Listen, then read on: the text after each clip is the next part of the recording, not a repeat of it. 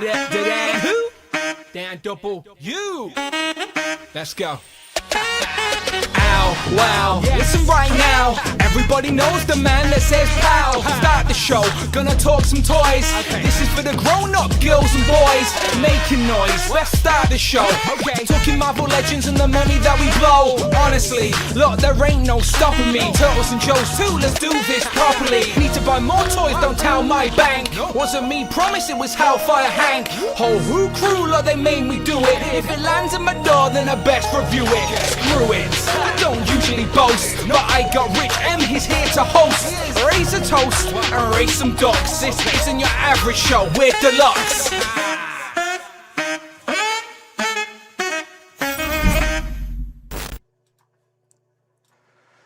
Pow, and welcome back to the channel, Dan Who Reviews. As always, my name is Dan W. Hopefully you are following me on Instagram, and hopefully you can put me in a better mood today, because the depression was real this morning. Last night I was seething. I just didn't want to speak to anybody. I literally went to bed early. I didn't communicate. I was pissed off, and I thought today would be a great time to sort of decompress and escape into my hobby. And then my co-host is wearing a bloody England shirt. Jay, what happened? Well, ladies and gentlemen, I'm officially in mourning. So I'm in mourning now. Rest in peace, England's World Cup chances. That was the 8th World Cup I've watched live. It's the joint furthest we've ever got, but we've still not got across that line for 70 odd minutes. I thought we had a good chance of getting there.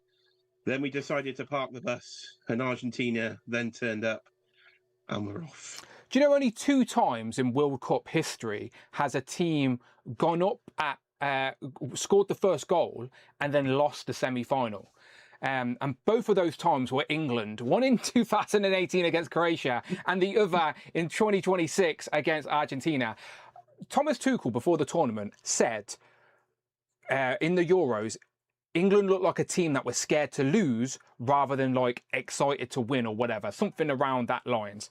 And then 70 odd minutes in, we are 1-0 up against Argentina. And we're like, right, any defenders on the bench? Bring them all on, bring them all. What the hell are you playing at? The pressure was all on Argentina. They had to score. We go on the defensive. Like, you can shut up shop against with 10 men against Mexico, right? Because they don't have the quality on the pitch. Argentina have the quality, and they only just happen to just casually have the best player that's probably ever existed and played the game, fucking Messi, just clipping pinpoint balls into the box from the right, and with no one marking him. Like, oh, Jay, I don't know what went wrong. Why did we do it to ourselves? Why did we do it to ourselves? We thought it was going to be different. I haven't sung It's Coming Home at all this year. No, I won't sing it. I boycott the song. I won't. The superstitions were coming out last night. I was changing clothes. I was changing seats. I was trying to get something in my superstitious nature to happen, but it wasn't. And then we just brought on more defenders, and I was like, we just invited the pressure on ourselves, and a disaster. You bring Dan Burn onto the pitch and then concede a header. Like, what the hell? Where was Dan Burn? Do you know, like, oh, don't get me started. That's just minor. But now we've got to play a third-place playoff for whatever it is that no one gives a shit about. So hopefully bronze final. Come on, the bronze so final. Hopefully, Yes. I just hope the lads that haven't had a minute of football get some game time at least. So, yeah, again, disappointing.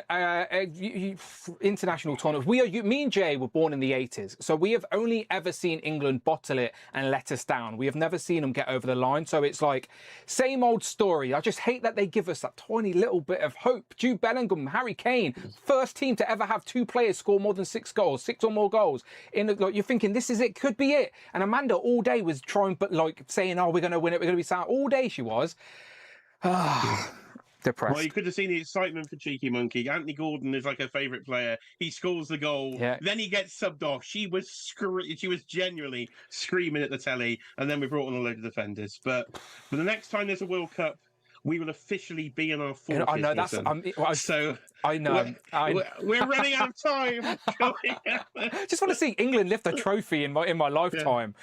But I might have to take this for the third place, as we're not going to win that either against France, by the way. But anyway, I digress. Sorry, me and Jay have started off every stream during this World Cup with our little bit of England ranting. So thank you for indulging us for a couple of minutes. But we're used to the suffering. So let's escape into back to your regularly scheduled toy program. Let's escape back into our hobby because it's a good time to be a collector. As always, it is the collector's Christmas period, as it's San Diego Comic-Con. Somebody tell Alexi, because we are only a week away from San Diego. This time next week, we will be in full-fledged. We will have a preview night would have happened Wednesday night, initial reveals. There would have been panels on the Thursday. Now, we already know that the Marvel panel is on the Friday, so I do want to just say ahead of time, hopefully Jay is available. I'm going to do the stream instead of Thursday next week. We're going to do it to accommodate the Marvel stream at San Diego and go at about 9 o'clock UK time on the Friday. Are you around? I can confirm. Cheeky Monkey is going out with her sister that evening, so we can go all night, sir. Free as a bird. I've already warned Amanda as well. So, yeah, we should be good. So, yeah, next Friday should have plenty of reveals. So today is mine and Jay's opportunity to talk about what we would like to see, what do we think we're going to see, what is pretty much confirmed, what lingering teasers are out there still to be figured out. So we will go through it all within the context of the Marvel Legends lens, and then we can finish off the stream maybe having a ramble about other things. But no, today is definitely our Marvel Legends most wanted, our Marvel Legend predictions, our Marvel Legends wish list, however you want to phrase it. We're talking about Marvel Legends. This is our last opportunity to talk about it, because next week the reveals will be happening, and there is always a nice chunk at San Diego. Probably going to be the first made to order item as well, which is usually a more hefty item as well. So yeah, should be lots to dissect and talk about, and I've got lots of graphics to go through, so we're not going to waste any time. And let's maybe first just get into the housekeeping real quick, because as always there's plenty of stuff on the channel. If you are a channel member at absolutely any tier, then you can follow along with my series. Everything I brought, and brought is spelled correctly, by the way. You only use an R when you're referring to taking something somewhere or something. There's definitely that's spelled correctly anyway, right? I've had comments saying that's spelled wrong. It's not, right? I got told off when it was the other way around. I know, it is spelled correctly, but you might not pronounce it correctly. That might be the issue. Okay, say it for me. Bought. Am I saying brought? And it's bought. You occasionally have the R, okay. Which might be the... Yeah, that's just, I can't. We've learned on YouTube that Dan can't pronounce things properly, all right? The YouTube comments don't like it, but tough, you keep coming back. California Red Devil, he says, I told you last week you need Slaphead, but your manager is still better than mine. Yeah, look, we both had a pretty shitty tournament, didn't we? Let's be honest. But at least you guys have won something in your lifetime. You've seen Argentina lift the Euros. You've seen Argentina lift the Nations League, or what is it called? Nations League, whatever that made up new thing is. Anyway, you've seen them hold a trophy high above their heads. We have never seen England do that ever in our lifetime. So we've only ever seen England lose horribly and buckle under the pressure, bottle it, if you will. And that's exactly what happened. Just score another goal. Score another goal. No, you didn't want to do that? Okay, fair enough. There we go out. We're out. 12% possession after we'd scored. I've seen Argentina do that against Cape Verde. I've seen them come from behind. I've seen them come from behind against Egypt as well. Egypt with 2-0 up. And I was taking the piss out of the Egyptians going, you was a 2-0 up, you idiots, and you've lost. I take it all back, Egyptians, all right? I'm sorry, Mo Salah. We're also idiots, all right? Fucking clearly Argentina just don't know how to give up. So fair play to them. Fair play. But yeah, I don't even care about the final. You know, like, I've been watching podcasts and listening to podcasts all week long about the football. Don't care anymore. Not listening to anybody. Just don't want to hear it. We're all moaning. It's miserable. Let's get back to toys, right? So all my box Build-A-Figure Wave videos are up on the channel right now. Rich did send me, I don't know where he is, he's upstairs. Rich did send me why have I lost words? Rivals Punisher. Yes, Rich did send me Rivals Punisher, but the day it arrived, Jay Hernandez posted a video the day before, and then also MCU Collector posted a video as well. And then the England World Cup game was on. I just couldn't get it up in time. So there's reviews out there, but I will still do a review. Thank you very much to Rich. These are his box figures as well, by the way, because they're not due in the UK till early August. So yeah, so a shout out, Rich, as always, to still the true super producer of the channel, because yeah, he got me the whole box builder figure wave, and he got me Rivals Punisher, which I will hopefully post a review for tomorrow. And I also want to do a box wave recap and rankings, because I think this wave's pretty solid. You know, when you look at Marvel Legends like as a whole, right? When like it's got a bit of everything. It's got new characters, it's got upgrades, it's got characters we've never had in the line, teams completed. You know, like I do think there's a lot to love about this line. I know people may not have liked Box that much, but Box has its place. Jay's a big fan. Jay predicted it brought it into existence. Blame me, people. Blame me. Yeah. Yeah, but today we will be doing our San Diego Comic-Con predictions, wish list, wants, etc. But first, like we have already seen, we will be doing a bonus show today to talk about Legends. So on Friday, or Sunday, sorry, I did a Legends and Liquor where we talked about predictions in whole. Today, if you're on the after show, we're keeping it Legends, all right? What Marvel Legends do you want to see at San Diego Comic-Con, all right? Always appreciate it. If we get 5 super chats during the duration of today's show, we will leave it public while live, all right? A bit of bonus content. And the last couple of shows I've went for over an hour, so that's like an hour extra content. Become a channel member, you don't have to bother about moan about it not being unlocked, but always appreciated. And like we've already got one from California Red Devil, so anything over £4 or $4 Friday, if she wants to work. She clearly wasn't working a minute ago, she's usually a little bit slow, but Friday should, hurry up love, but she should read it out loud. I apologise. Dan said I couldn't get it up in time. Been there, I've been there, don't you worry. Yeah, we've been, yeah, yes. Right, let's, what am we talking about? Right, I've got so many graphics in front of me, I don't know where to start, Jay. Where shall we start? Shall we start with what we know, okay? So what we know. What we know, okay. Okay, so what we know is the Marvel Legends panel for San Diego Comic-Con is on Friday, the 24th of July at 11:30 a.m. Pacific time. It's no longer a bank holiday, because it would have been a bank holiday as well. Yeah, that's another reason we're pissed off. But that is 7:30 UK time for us, Jay, right? Yes, 7:30. Yeah, I had 8 hours for that. So yeah, 7:30 till 8:30 if it's on time. And then 4:30 Eastern, I assume. Yes. Yes. 4:30 okay. Eastern, So 11:30 a.m. Pacific time, 4:30 p.m. Eastern time, and then 7:30. It should be 2:30. It'd be 2:30, wouldn't it? Eastern? 2:30. 3 hours. Okay. Yeah, it'd be 2:30 Eastern. Okay, yeah. Someone figure it out yourself, all right? Everyone's got YouTube and Google, all right? 11:30 Pacific. I'm trying to be nice to the people, but now we're confusing ourselves. My point is, it's later for us in the UK, so me and Jay will go live straight after the reveal. So we'll probably have no graphics.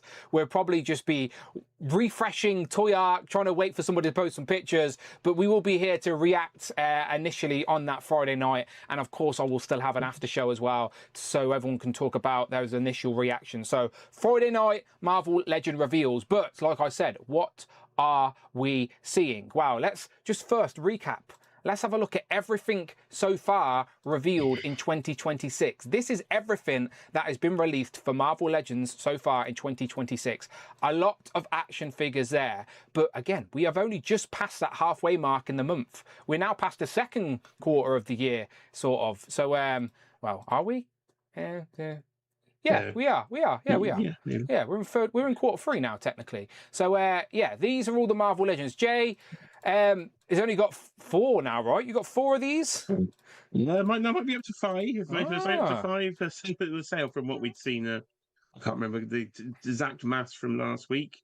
But yeah, so I've got Ghost Rider, Lizard, Abomination. So I forgot I got Abomination. Didn't even count that before, did I? So I might be a little more ahead than I thought. So maybe might be able to do a top 10 by the end of the year. Maybe. We're scraping towards it. But I've seen you've got the SDCC exclusive on the graphic there. Yeah. And that has gone up as a placeholder on Pulse this week.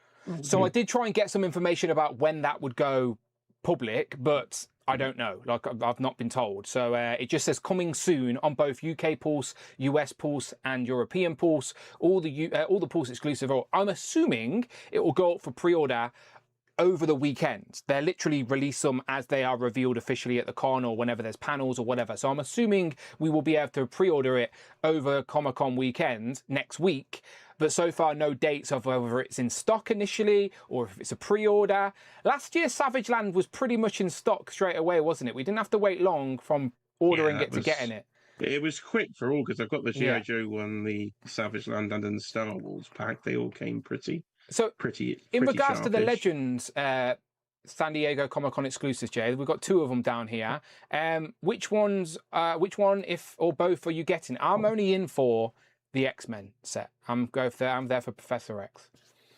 I like the idea of both. I really do like it. As a massive fan of Lizard and animation, that is one I would definitely like to get. The price slightly off-putting when it comes to that one, but there is 3 figures in it at least compared to the G.I. Joe one. It's pretty much the same price for 2 figures, so not quite sure what's going on over there. But definitely in for Professor X, and that is the price I actually expected it to be at $54.99 UK anyway. So yeah, I'm definitely in for Professor X.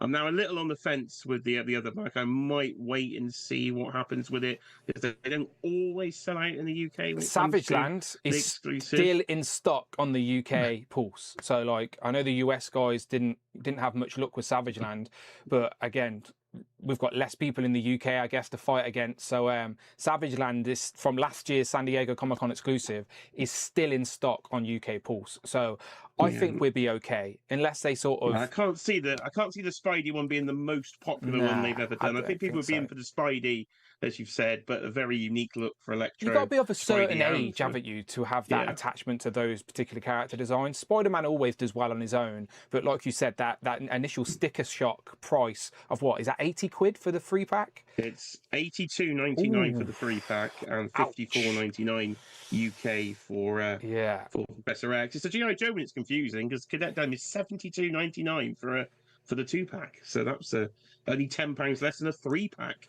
And the only additional accessory is that little computer thing. So I'm not quite sure what's gone on with the conversion there. Chadwick Moyers said that Savage Land is going for £300 on eBay. £300? Should we buy some up to scalpel? Yeah, we can swing it to America. Yeah, that's the problem, isn't it? I'm joking. Would never done that. He said that's never mind. That's with Zabu. Okay, fair enough.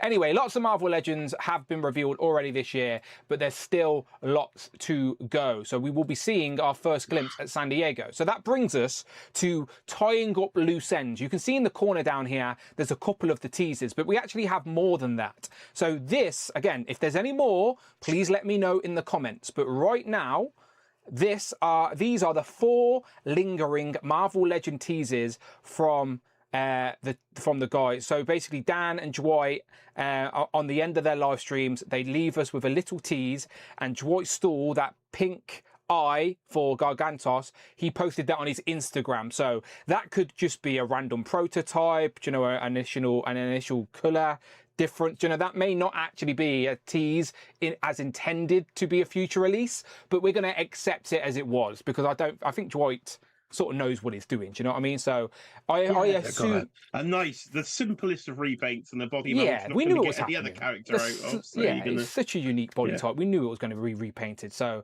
I do think that's a tease, and they're going to do more Gameverse. So these are the 4 lingering teasers. So we've got the Teenage Mutant Ninja Turtles sewer layer.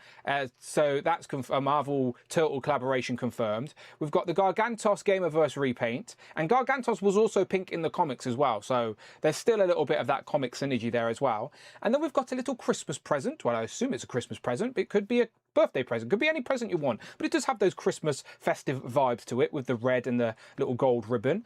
And then we've got a models sort of, I want to say mini comic, but I don't know if it's bigger than a mini comic. It's definitely a magazine. It's definitely a comic cover, by the way. So that is a comic cover from, let me find it, from the Models Mary Jane issue.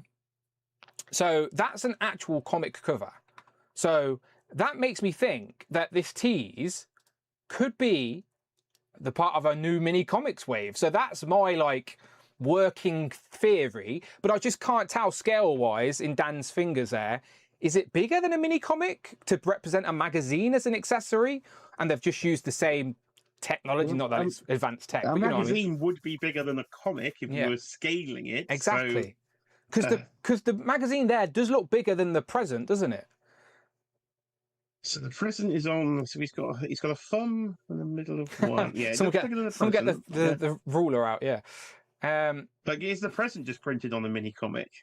Because it's a thing. It doesn't look very deep. This is it, what I'm as a saying. present? I just think it's just the mini comic printing technique that they're a fan of, and they've done a magazine and they've done a present. But it could also, because it is a comic cover, like it genuinely is just a straight up reprint of a comic cover. It could be a mini comic. We could get like a Mary Jane in a mini comic. I don't know who else it would be, by the way, other than Mary Jane. I do have a working theory that it could be Jackpot. Okay. Because Jackpot is like Mary Jane's sort of, when she becomes a superhero, she becomes Jackpot. And we've never had her in the Marvel Legends line.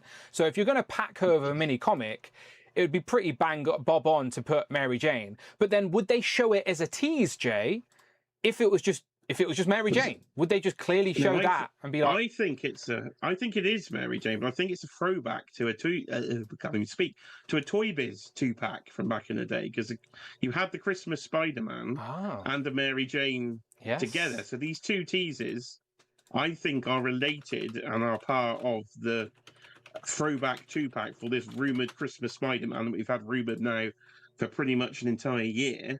And this might be the way of doing it, because they don't often like your civilian female characters as single releases, because they don't always get the greatest sales. Yeah, that's the holiday special 2-pack. So I think that's where we're going. So you think both of these accessories down at the bottom, the Mary Jane magazine and the Christmas present, could be both associated with the same 2-pack?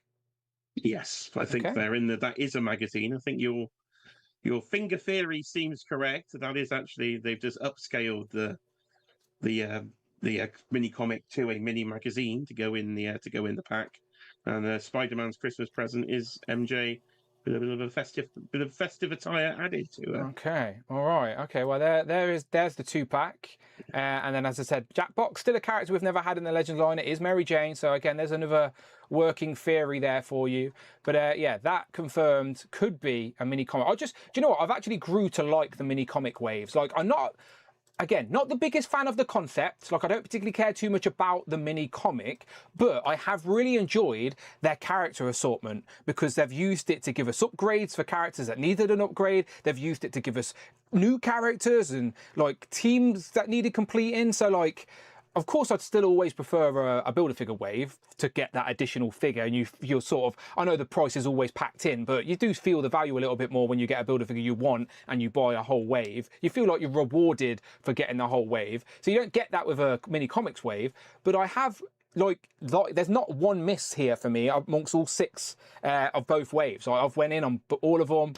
So if they did another mini comic wave where their character selection was pinpoint again, I'd be okay with it. I'd be okay. And Dwight did sort of tease us at MCM Comic Con that we might see another mini comics wave in the same way we see Build-A-Figure waves. They just both now exist, and we just occasionally get them. It's definitely their strongest character selection, isn't it? Yeah. I have actually gone in on both the waves. Actually, I do think it full price. Actually, I think I did pre-order both of them. I've not actually opened one to this day, so I've become an accidental mint on card collector of this line, because I haven't actually got round to opening any of them.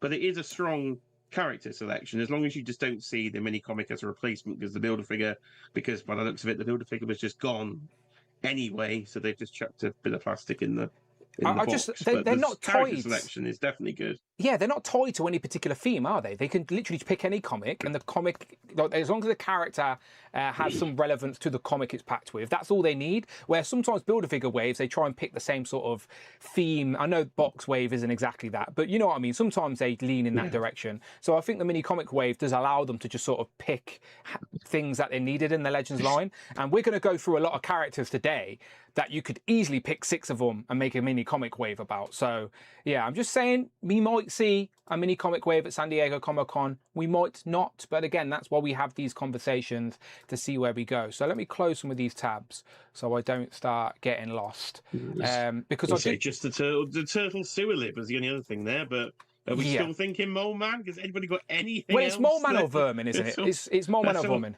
Mole Man is number one in my list. I've got a whole list of figures, and Mole Man is number one. So I do want to come back around to Mole Man. But before we get into just sort of speculating about characters, I want to stay on track of what we know. Like, what do we know? So we know these 4 teasers exist. Will we see them at San Diego Comic-Con is now the question I'm going to ask you, Jay. Are they going to wrap these up and we're going to find them all out at San Diego Comic-Con? No. Okay. Which one are they going to leave lingering? Probably Shumagorath Gargantos. I think that's just going to be chucked out later. But I think we'll get the resolution to the sewer lid at least. Okay. But maybe it's still too early for the Christmassy one, and they might do it later. It has been a while. So I'm actually going to since the sewer lid. Just the sewer lid. Just the sewer lid. It's been a while. Okay, we'll hold the rest. Well, I'm hoping that we see the sewer lid, the Mary Jane, and the present. Like the Shumagorath doesn't matter because we know exactly what it is. Like it doesn't need to. Like we know what that is. It's okay. Push that to the side. But the other 3, I'm genuinely curious what it could be. Now, of course, we all think the sewer lid is either Vermin, but more probably Mole Man. So we'll come back to Mole Man in a minute. But I want to stay on track with what we know. And what we do know is that Dan Yoon has publicly already said that usually on Friday, they don't reveal anything new. They just put out a little tease or something in the booth. So if you're visiting the convention on multiple days, there's something new to look at every day or a little tease, a reason to go back and look through the glass, which I quite like. But this year, he said that you're going to want to go back because there's going to be something worth seeing. And we already know that on the Saturday night, Hall H, Marvel returns to Hall H. They've already got the promo rolling overseas, and this is an official promo image from Marvel. This isn't AI, this is legit. So we pretty much 90% guaranteed we're going to get a Doomsday trailer, the one that was probably shown at CineCon, but maybe tweaked a little bit. But we're going to get a trailer at San Diego Comic-Con because they want to start selling tickets. They want to start hyping up the merch. Spider-Man's about to come out, so they can push that to the side. And that's a Sony project anyway, where this is full on Marvel Studios. So I do think we're going to see the trailer for this. So I'm pretty confident, Jay, that we're going to see Doomsday Marvel Legends on the Sunday. Do you agree with that working theory? I concur, sir. I do concur. So we've had this. I think this might have been from the concept artist that just doing some of the showing some of the promotional art for the movie, because we've got the tickets going on sale next week before Comic-Con. They're going to do the ticket sales 5 months in advance. They've got the runtime announced currently at 2 hours and 45 minutes, so the second longest Avengers films. And to say I'm hyped is a bit of much of an understatement. My entire display I've been working all day is trying to work out what I'm doing MCU-wise, and it might be kind of taking over half the living room. So I'm very excited for this. I do think we're going to see Marvel Legends, and for me, I do also think we're going to see Hot Toys. So next Sunday could be a very expensive day. So question in regards to, like, of course there's a lot of characters on this promo art, right? And we're not going to get all of these out the gate. We're only going to get a handful of them. But how do you think they're going to handle that initial reveal? Are they going to give us a first wave? Do you know, like similar to like the Fantastic Four waves where we just got single packed figures? Are they going to give us 2-packs, a couple of 2-packs to get the ball rolling? Maybe a couple of just single packed characters rather than a full wave? How do you think they're going to handle this initial first glimpse at the Doomsday toys? Traditionally, we were always just going for, like, it was mainly Build-A-Figure waves, wasn't it, for MCU? So we were going in traditional waves. Then they've started to pivot recently more towards your sort of couple of deluxe figures and a couple of single release model. But I think this is where we start going back old school. I don't think it's going to have a Build-A-Figure, unfortunately. That will probably be a deluxe to come later. But I think they will go back to your wave format.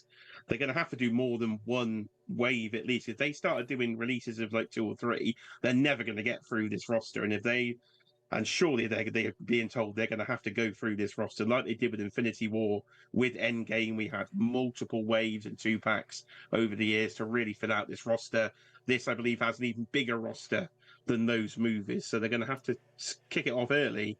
And surely they start with a 7-figure wave is where I think we're going to go on Sunday morning. Yeah, I would love to see an initial wave. You know, just give us a couple of heavy hitters, a couple of characters like there's like Yeah, I want to see an initial wave. I don't just want to see one or two. Like, if we're going to come out the gate running, let's go for it. So I would like to see a whole wave, but it could just be one or two figures, maybe an early pre-order, maybe a deluxe, just one character as a deluxe. And I do want to sort of just stay on that topic for a minute for a deluxe, because I don't know if you've seen the images of these overseas conventions where they're building these set pieces, these like photo ops for people, and they've been taking pictures of. They've made a set of Doom's throne from the movie. So these are pictures from Shanghai, I believe, where they've currently got a convention. They've got a Doom's throne, they've got an Xavier's mansion, they've got a Fantastic Four classroom. Is that where they had Kevin Feige on stage with a bunch of cosplayers? Yes. Yeah, right. Okay. So there's all these. To make sense. Yeah. So they're obviously starting the promotional train, and it's obviously leading. Final stop is San Diego Comic-Con for that trailer. But these initial set images are coming around, and these match what was already leaked in regards to Doom. So this is clearly Doom's throne. It's now confirmed it's going to happen. So on Legends and Liquor, I was talking and I was saying someone should get ahead of this and like make a 3D printed throne for Doom, because if they release a Marvel Legends MCU Doctor Doom at San Diego Comic-Con, like this would be a beautiful accompanying display piece, a centerpiece, if you will. So our good man Jared, who as we know is working his magic, within 24 hours, Jay, he had already sort of figured it out, started piecing it together, and It's all coming together now, because I saw Jared post that, and I was like, it's not Doom's throne, is it? Because I hadn't seen this. Yeah. I've only watched Group 1 of Legends of Liquor. Okay. Because your 2-3 hour quick show was 6 hours long. So look at this. Doom's throne. So we have already 3D printed a Marvel Legends scale Doom's throne. Now this was the first print, so this is an initial prototype, so it's needs a little bit of work, and I think the scale's now been a little bit adjusted. But there's a Marvel Legends Doom, there's a throne. So I know we're probably not going to get a soft goods Robert Downey Jr. Doom initially, but you can see what we're trying to achieve here, okay? So if you see this on the internet anywhere else, remember you've seen it here first, all right? We're working on it, and Jared's already printed the steps as well, so there's a whole base. So this is the prototype, but next week for the San Diego Comic-Con episode, I'll make sure I print off a proper one with the steps and everything. And then if they do reveal a Doom at San Diego Comic-Con, we can all be excited because this is already in the making. So if you're in the UK and you want one, let's see. Well, we can go side. Can I go side by side? There we go. Look at that. So again, we're going to get the steps as well. And again, you can add a bit of gold paint. You can add a bit of detailing. You can whatever. But there you go. What we thinking? Shout out Jared Byrne, of course. But yeah, look at that. So yeah, Marvel Legends scale Doom throne, work in progress, but we're trying to get ahead of the game. All right. So shout out Jared. Wow. There you go, world exclusive. Literally there. Yeah. Kurt says send those files to Rush. Yeah, of course. 50 quid for the file. 50 quid for the file. It's all yours now. I'm joking. To be fair, the Legend of Liquor community are epic because we've got a 3D file shared folder, so everyone just shares their files with each other. So yeah, all good. How long did printing take you on that one? I think that took me about maybe 6-7 hours all in all, I think. So not too bad. We got it down from in the grand scheme. Jared's initial thing was 9 days. I was like, no, something's not right there, Jared. You need to go back to your settings and tweak it. So he's figured it out. He made it absolutely solid brick. Yeah. You can tell Lorenz still works at a school, can't you? Because look at him, 6'7". He clearly still works with kids. Clearly. I've never understood what that's about. Yeah, look at him. He's well excited. He's probably sat at home like this right now watching this, or at school, wherever he is. Bloody hell, Lorenz. All right. Well, I appreciate you watching all the same.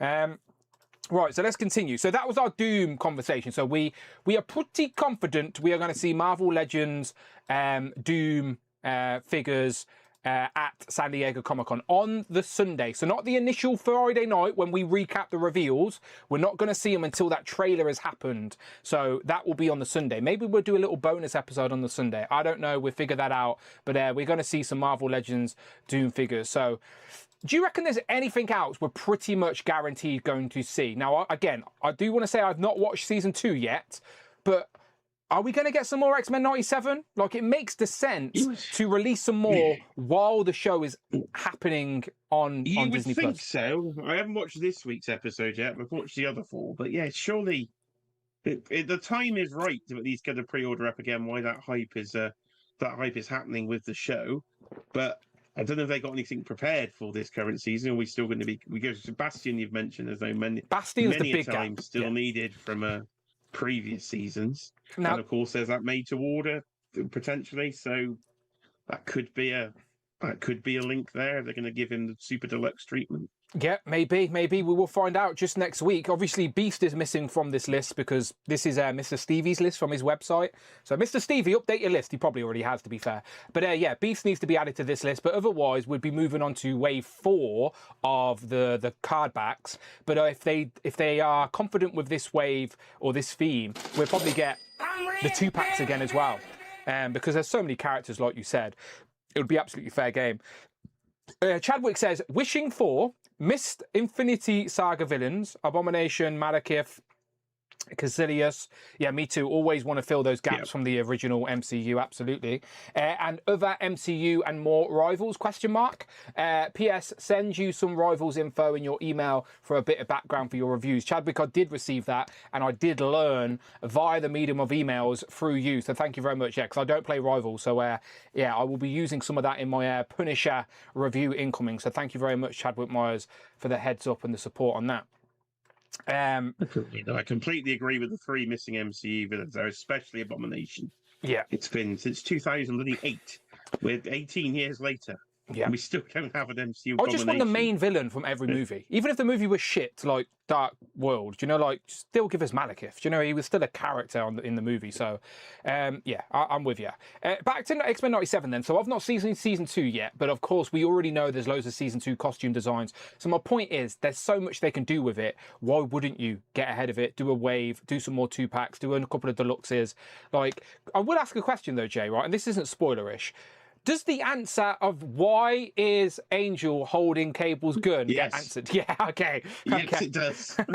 So that was an early spoiler then, wasn't it, really? Yes, it makes, yes, it's a, yes, well, yes, it was a spoiler from Hasbro there. That's a very good scene. I won't say any more about it, but yeah, that's definitely a thing. So we were all speculating, why has he got Cable's gun? Now we know why. Okay, fair enough. I'm yet to catch up, but now we know. So yeah, I think we will see a few, maybe not a full, if they're not going to give us a full wave, maybe a deluxe, maybe a couple of 2-packs. I do think we will see something from X-Men '97. So that's teases are going to get confirmed, a couple of them at least.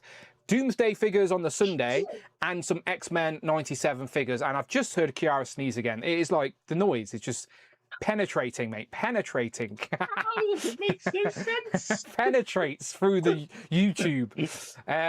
So yeah, there we go. So does anyone think we're not going to see X-Men '97 figures? Like genuinely, anyone in the chat think, no, you're absolutely wrong. They're not going to show any X-Men '97 figures until like season 2's over. I have got a poll up in the chat, by the way, that asks the question, what's your hype level for San Diego? We've got meh, don't care. I always give an option for the hate lurkers because anyone who watches this show, I know there's a few hate lurkers, so there you go. Feel included, you've got an option. So meh, don't care, has 3%. You have my attention has 32%. 31% says let's go. And 35%, so the most votes, says Collector's Christmas. They are hyped. Where would you fall in those very official categories? I've always called it the Christmas of toy collecting, so I did vote for the full hype there. Yeah, Collector's Christmas hyped with 35%. There we go. Let me drag my thing down a little bit so we can actually see what's going on. There we go. There we go. Right. Okay. Let's keep going through my graphics here then. So this is where we start to get into our not so much predictions based on evidence. Like the last couple of things we've talked about, the teasers, the MCU, and the X-Men '97, they're all based off things that are out there in the site, guys. I think it's fair to say they're educated guesses, not very exciting guesses of what we're going to see. So let's sort of move now into the category of selfishly, what the hell do we want to see, Jay? All right, let's put some characters into the universe. Let's put some concepts out there and see how right or wrong we are. So these are not predictions per se, but they are definitely things that we would like. Yeah. I wish, Paul Heyman. Right, so let me get this first graphic up.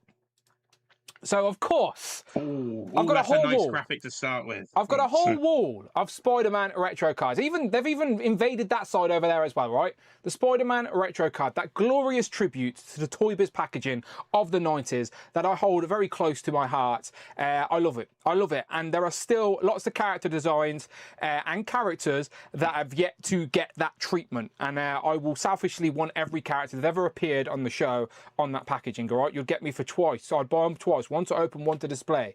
But here is a selection of characters that I definitely think are high wants within the community, not just selfishly me and Jay. So we've got Man Spider, Madam Web, Spot, Punisher, and Blade.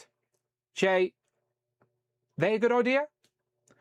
I'm speechless when it comes to these, because these would be literally maybe some of my top 5 wants in Marvel Legends. I've said this many a time, so I won't harp on too much about Man Spider, but he is my current #1 most wanted Marvel Legends in this specific animated form on a nice big oversized retro card.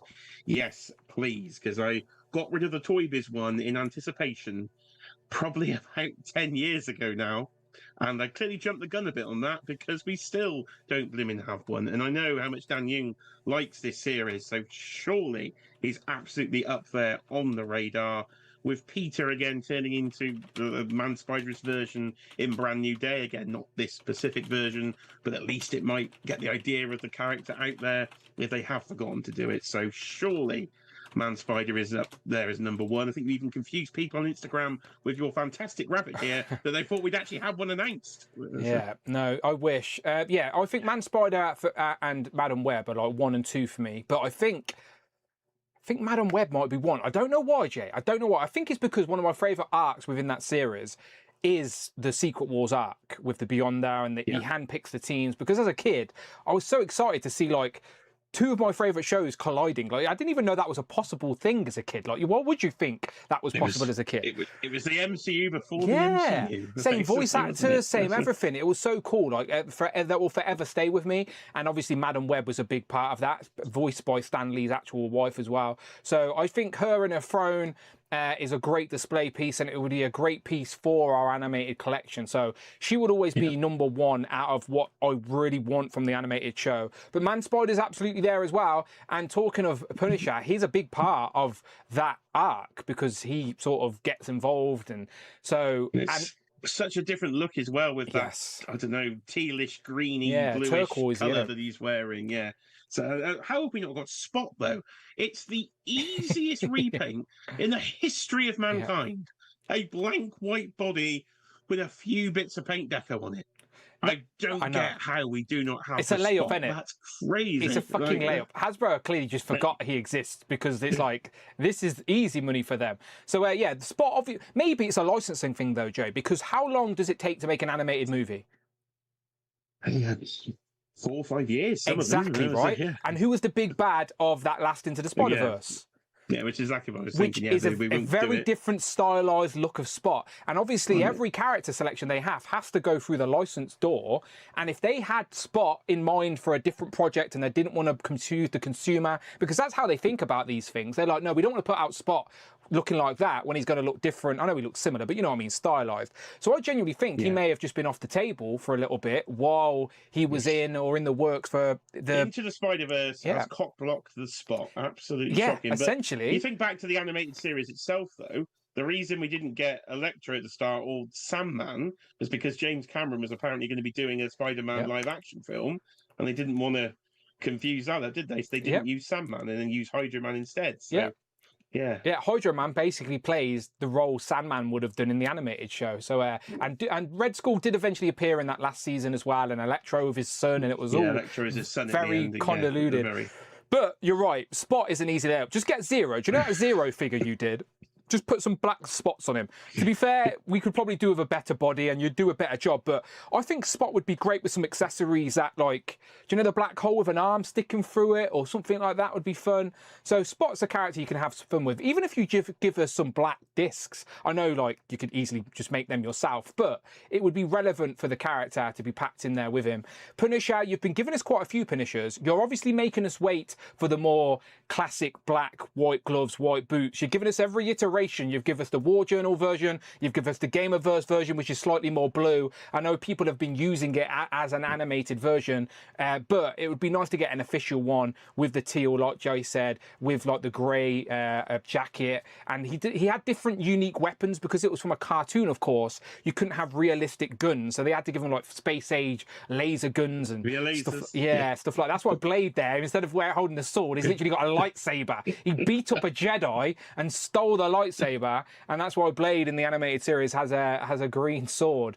It's a laser sword. It's a stole from a Jedi. So yeah, so all of these characters are worthy of being in the line. But we did also get told an interesting tidbit a while ago, and we've said this many times. Some characters are just off the table for Spider-Man because of their association. And we got told that about Punisher being an over 18 character, and they couldn't really associate him with Spider-Man because Spider-Man's their sort of evergreen, everybody's welcome. But that has changed, I think, now that Punisher is in the live action MCU version.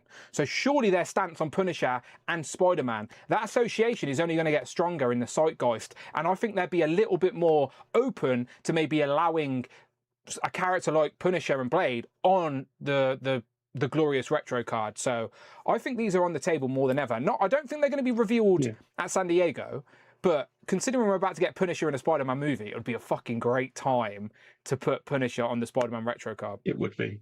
It'd be very nice. And if Hasbro can't give us Mondo, hello. I'd like every single one of these, please, because in your lovely 1/6 scale. Thank you. And thank you very much.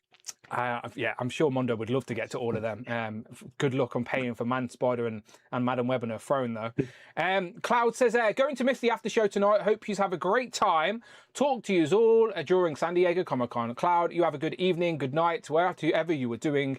You enjoy yourself. We will see and talk to you very, very shortly.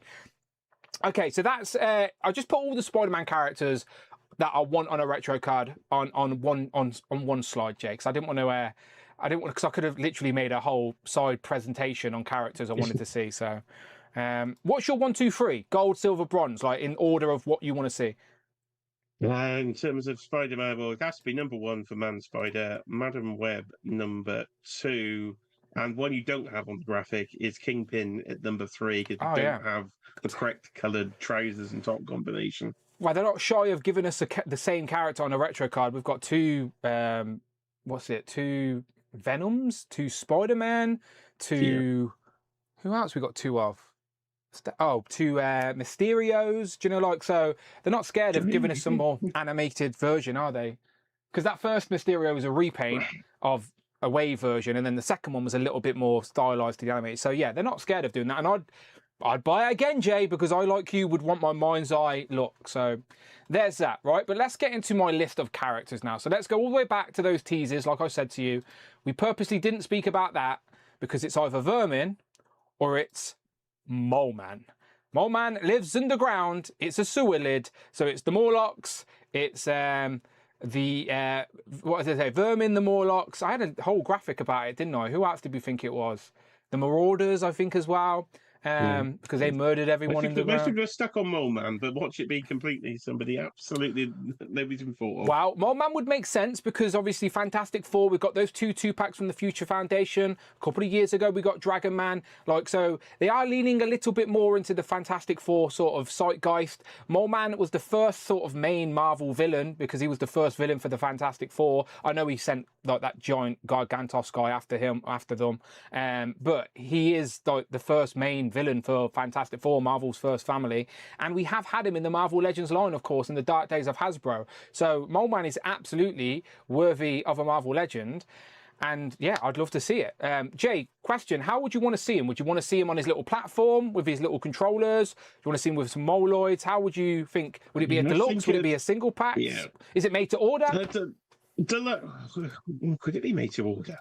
If they could give us a Giganto, I think, with him as a made to order, then definitely I would take that Fantastic Four front cover as like a little homage set. That would be very nice.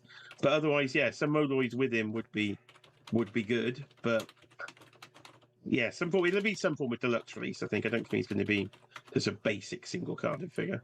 Would you want him on a platform or with some Moloids?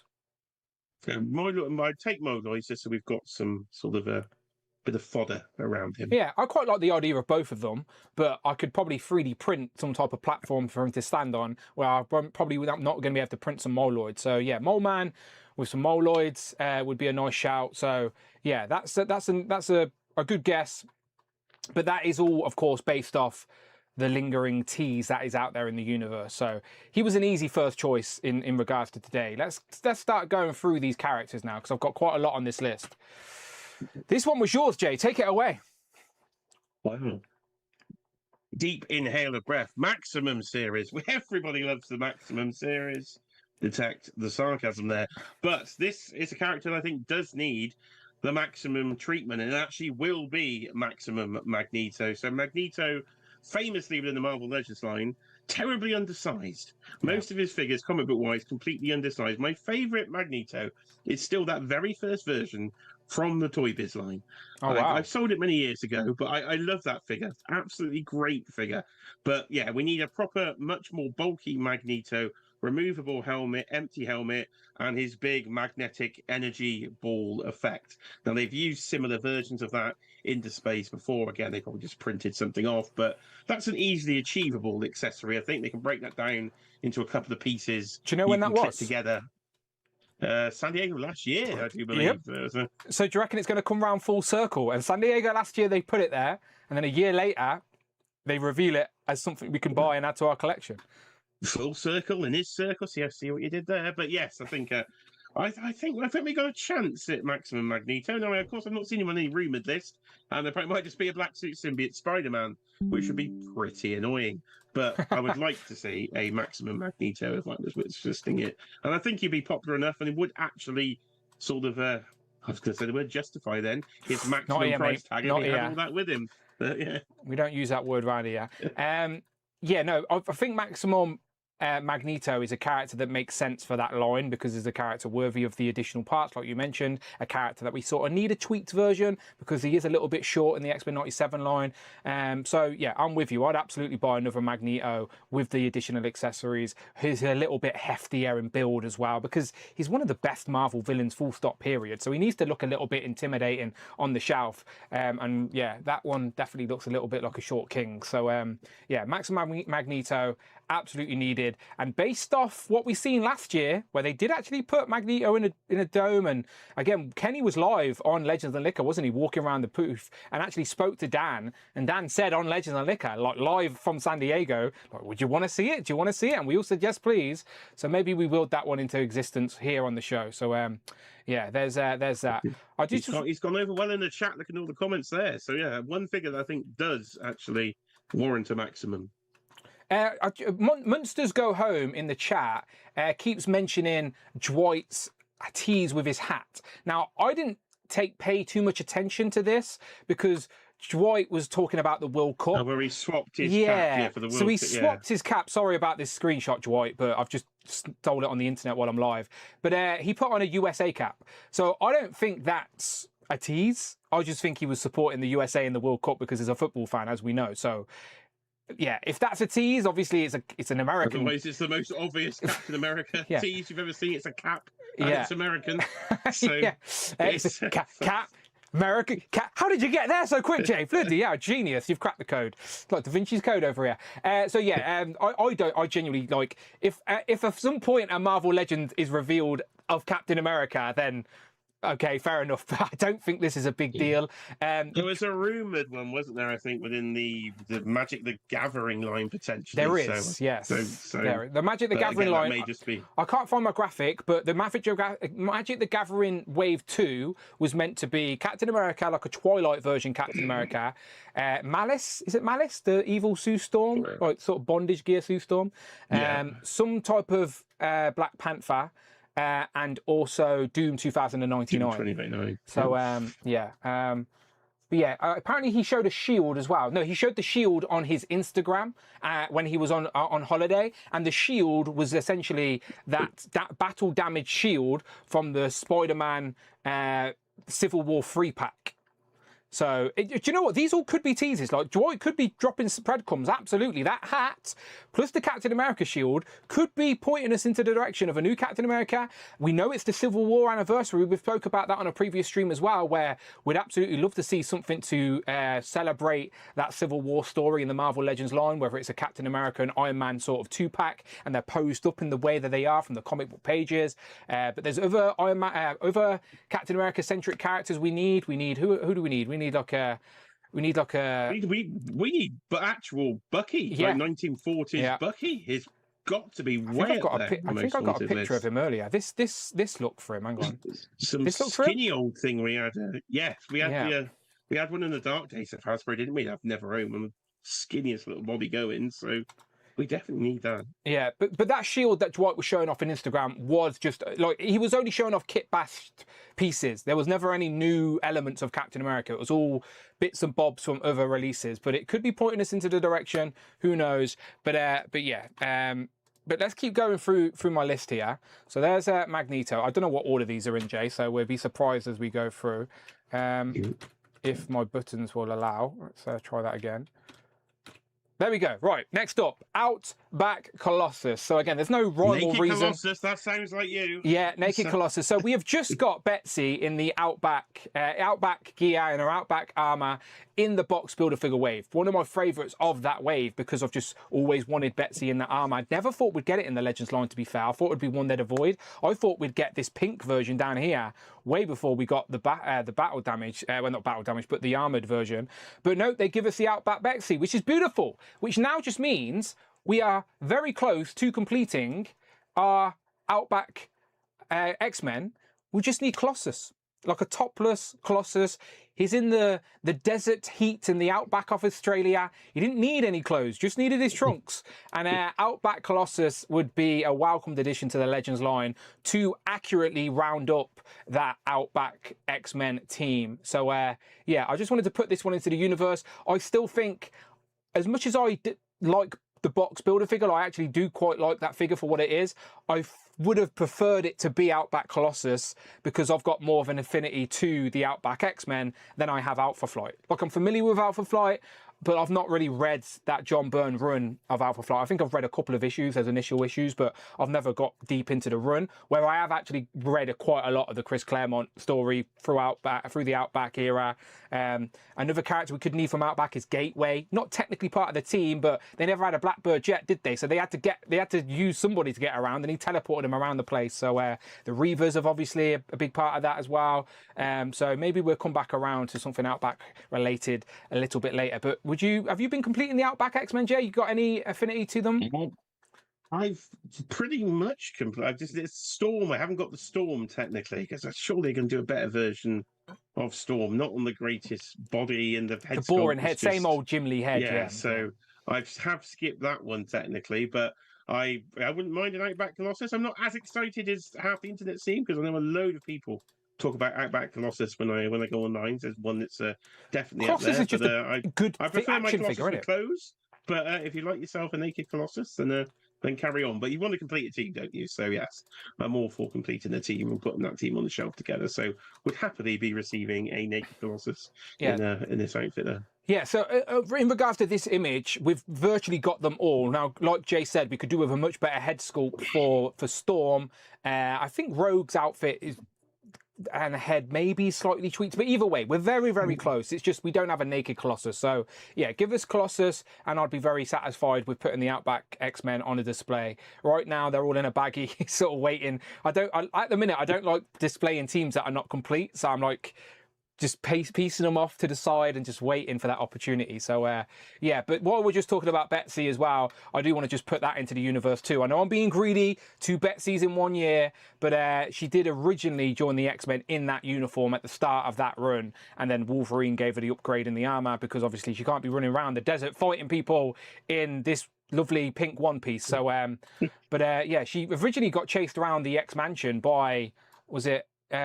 what was it? Where's my graphic here? It's Sabretooth, isn't it? Sabretooth chases around the X-Mansion, and then she eventually joins the team at the end. So, Betsy Braddock, to be fair, I'd take an updated version of her brother as well, but there's me going off on tangents, talking about everything. Let me keep going through my list here.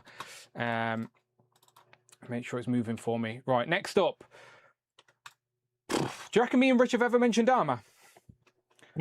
Well, I may have heard this once or twice, yes. Someone's actually done a really good, not free, I think there's a resin printed version that's going around on Instagram. I apologise, I forgot the artist's name, but it's done a really solid job of creating like a temporary display piece for armour. And I will say, good luck to Hasbro on this one, because I'm not sure how they're going to execute this and also please the community, because it is a very awkward character design to capture in plastic. But if they've managed to do it, it would be an impressive piece, because I want a fully articulated. It would be right up the made to order alley if you need something of that. That'd be a great engineering. They have been slowly finishing off that astonishing team, and we have got that first arc, that first sort of 6 issues. We have got that team complete now with the Colossus and Kitty Pryde 2-pack. But Armor does get involved moving forward, and she's such a unique character design. She has that sort of holographic pink mech that takes on different forms, but this is pretty much a generic look. So the way I want it done, Jay, is I want the figure to be a completely regular female Marvel Legend figure, like fully articulated, out of the armor, and then the armor is like some type of additional mech piece that she can go into, whether it's hollow, translucent plastic that the chest can maybe like open up. Do you know like do you know the G.I. Joe mech thing? Oh, the mech suit for yeah. G.I. Joe. Do you know how it opens up at the chest? Like, not quite that, but that type of vibe where it's a translucent pink mech that has full articulation, but then the chest piece can open up and you can put the Marvel Legend in there, and all the pieces are translucent. So of course, like you do with an Iceman figure, you still see the workings of an Iceman action figure, even though it's translucent. But the attempt is there, the vibe is there, if you know what I mean. So that's how I'd like to see it done. Do you reckon it's possible? And are we anywhere close to getting an armor in the Legends line? It's possible, but it's going to cost so much tooling, isn't it? That is probably the reason they've not gone near armor before. Because I guess they could do a way of actually making it so it was translucent plastic, but then you could see through, and there was paint on the inside, so it looked like a figure was actually on the inside. Because if you start making like a hollow shell, I suppose your risk of cracking and stuff is more, because on the original version of Nemesis or like Holocaust, that used to break, didn't it? The Build-A-Figure version around the neck piece, because the translucent plastic is not the most stable of plastics. It does like to crack. So it's not going to be easy. So I wouldn't get your hopes up too much, but I know you do want armor quite a lot. Yeah, I like the Astonishing X-Men run. Off the Shelf is asking, why is Armor? Who is Armor? When is Armor? Armor, again, appeared in the sort of second arc of, for the rest of it, of Astonishing X-Men. She was one of the students at Xavier's Mansion when Emma Frost and Cyclops took over it, because Professor X weren't around. Like, she was one of the students that joined their Astonishing X-Men team. So she's that next additional piece. If we continue with Astonishing X-Men, she's that next sort of team member that goes with them off into space and stuff. So yeah, and her power set is just really unique. I just really like it. So yeah, I'd like armor, please. Thank you very much. Let's keep going, because I'm moving forward fast, because this is also Astonishing X-Men. Because does anyone want a Sentinel Danger Room? Because that's exactly what Danger is. It is the Danger Room went sentient. This is what's going to happen to ChatGPT in the future. Like, AI is going to turn into some sort of robotic woman. Nobody listened to Terminator, people. Like, come on, we've been warned about this since 1984. When any kids been called John Connor have been born, please protect them. Because, yeah, AI is coming for us. And Danger was an early danger warning of that through Astonishing X-Men, who we have had in the Marvel Legends line, but in the dark days of Hasbro. So sorry for the blurry image there, but she was in the Brood Build-A-Figure wave that we might mention again in a minute. But I never had this, Jay. This, as you know, the dark days of Hasbro, they were mainly Target exclusives in America. No one really bothered bringing them in. If you were lucky, they might have been at a comic shop, if whatever, but I'd never seen these in the flesh and never been able to buy them. So I have never had a Danger in my Marvel Legends collection. And like I just said, I actually do like, I know Josh Whedon, not everyone's a big fan, but I did enjoy the Astonishing X-Men story. So I would like a Danger, please. So yeah, like, I think this is more likely going to happen than Armor. Yeah, you've got a chance here, because this isn't one of the later episodes of the current season of X-Men 97 about Danger or something along those lines from the title of the episode. So this is a chance, and maybe this is the figure from X-Men 97 they're actually going to be showing, depending on that episode timing And again, could this be a made to order that made it much bigger? And I don't know, but yeah, I think you've got a chance here with Danger. She has her And it big has been wings, so don't long. she? Like Yeah, in I've never owned this either, but the plastic just doesn't hold up to today's plastics. And it looks such a pale colour, the Hasbro Excuse me. stuff from this particular Legends packaging. It just doesn't look good with the modern collection. So Danger is definitely a character we need, and one I think there's a pretty decent chance of you getting. I hope so. I hope so. I do like when the character's released in the X-Men '97 line. That's fair game to mix in with your comic display. You know I don't like crossing the streams, but the X-Men '97 are so close to comic, you absolutely can. So if they release Danger as an X-Men '97 representation, absolutely fair game for your comic displays. I'm not sort of. I have got a separate display, but it's only because there's so much X-Men '97 now. But a couple of those characters can definitely, as I said, cross the streams. So let's keep going. Next up.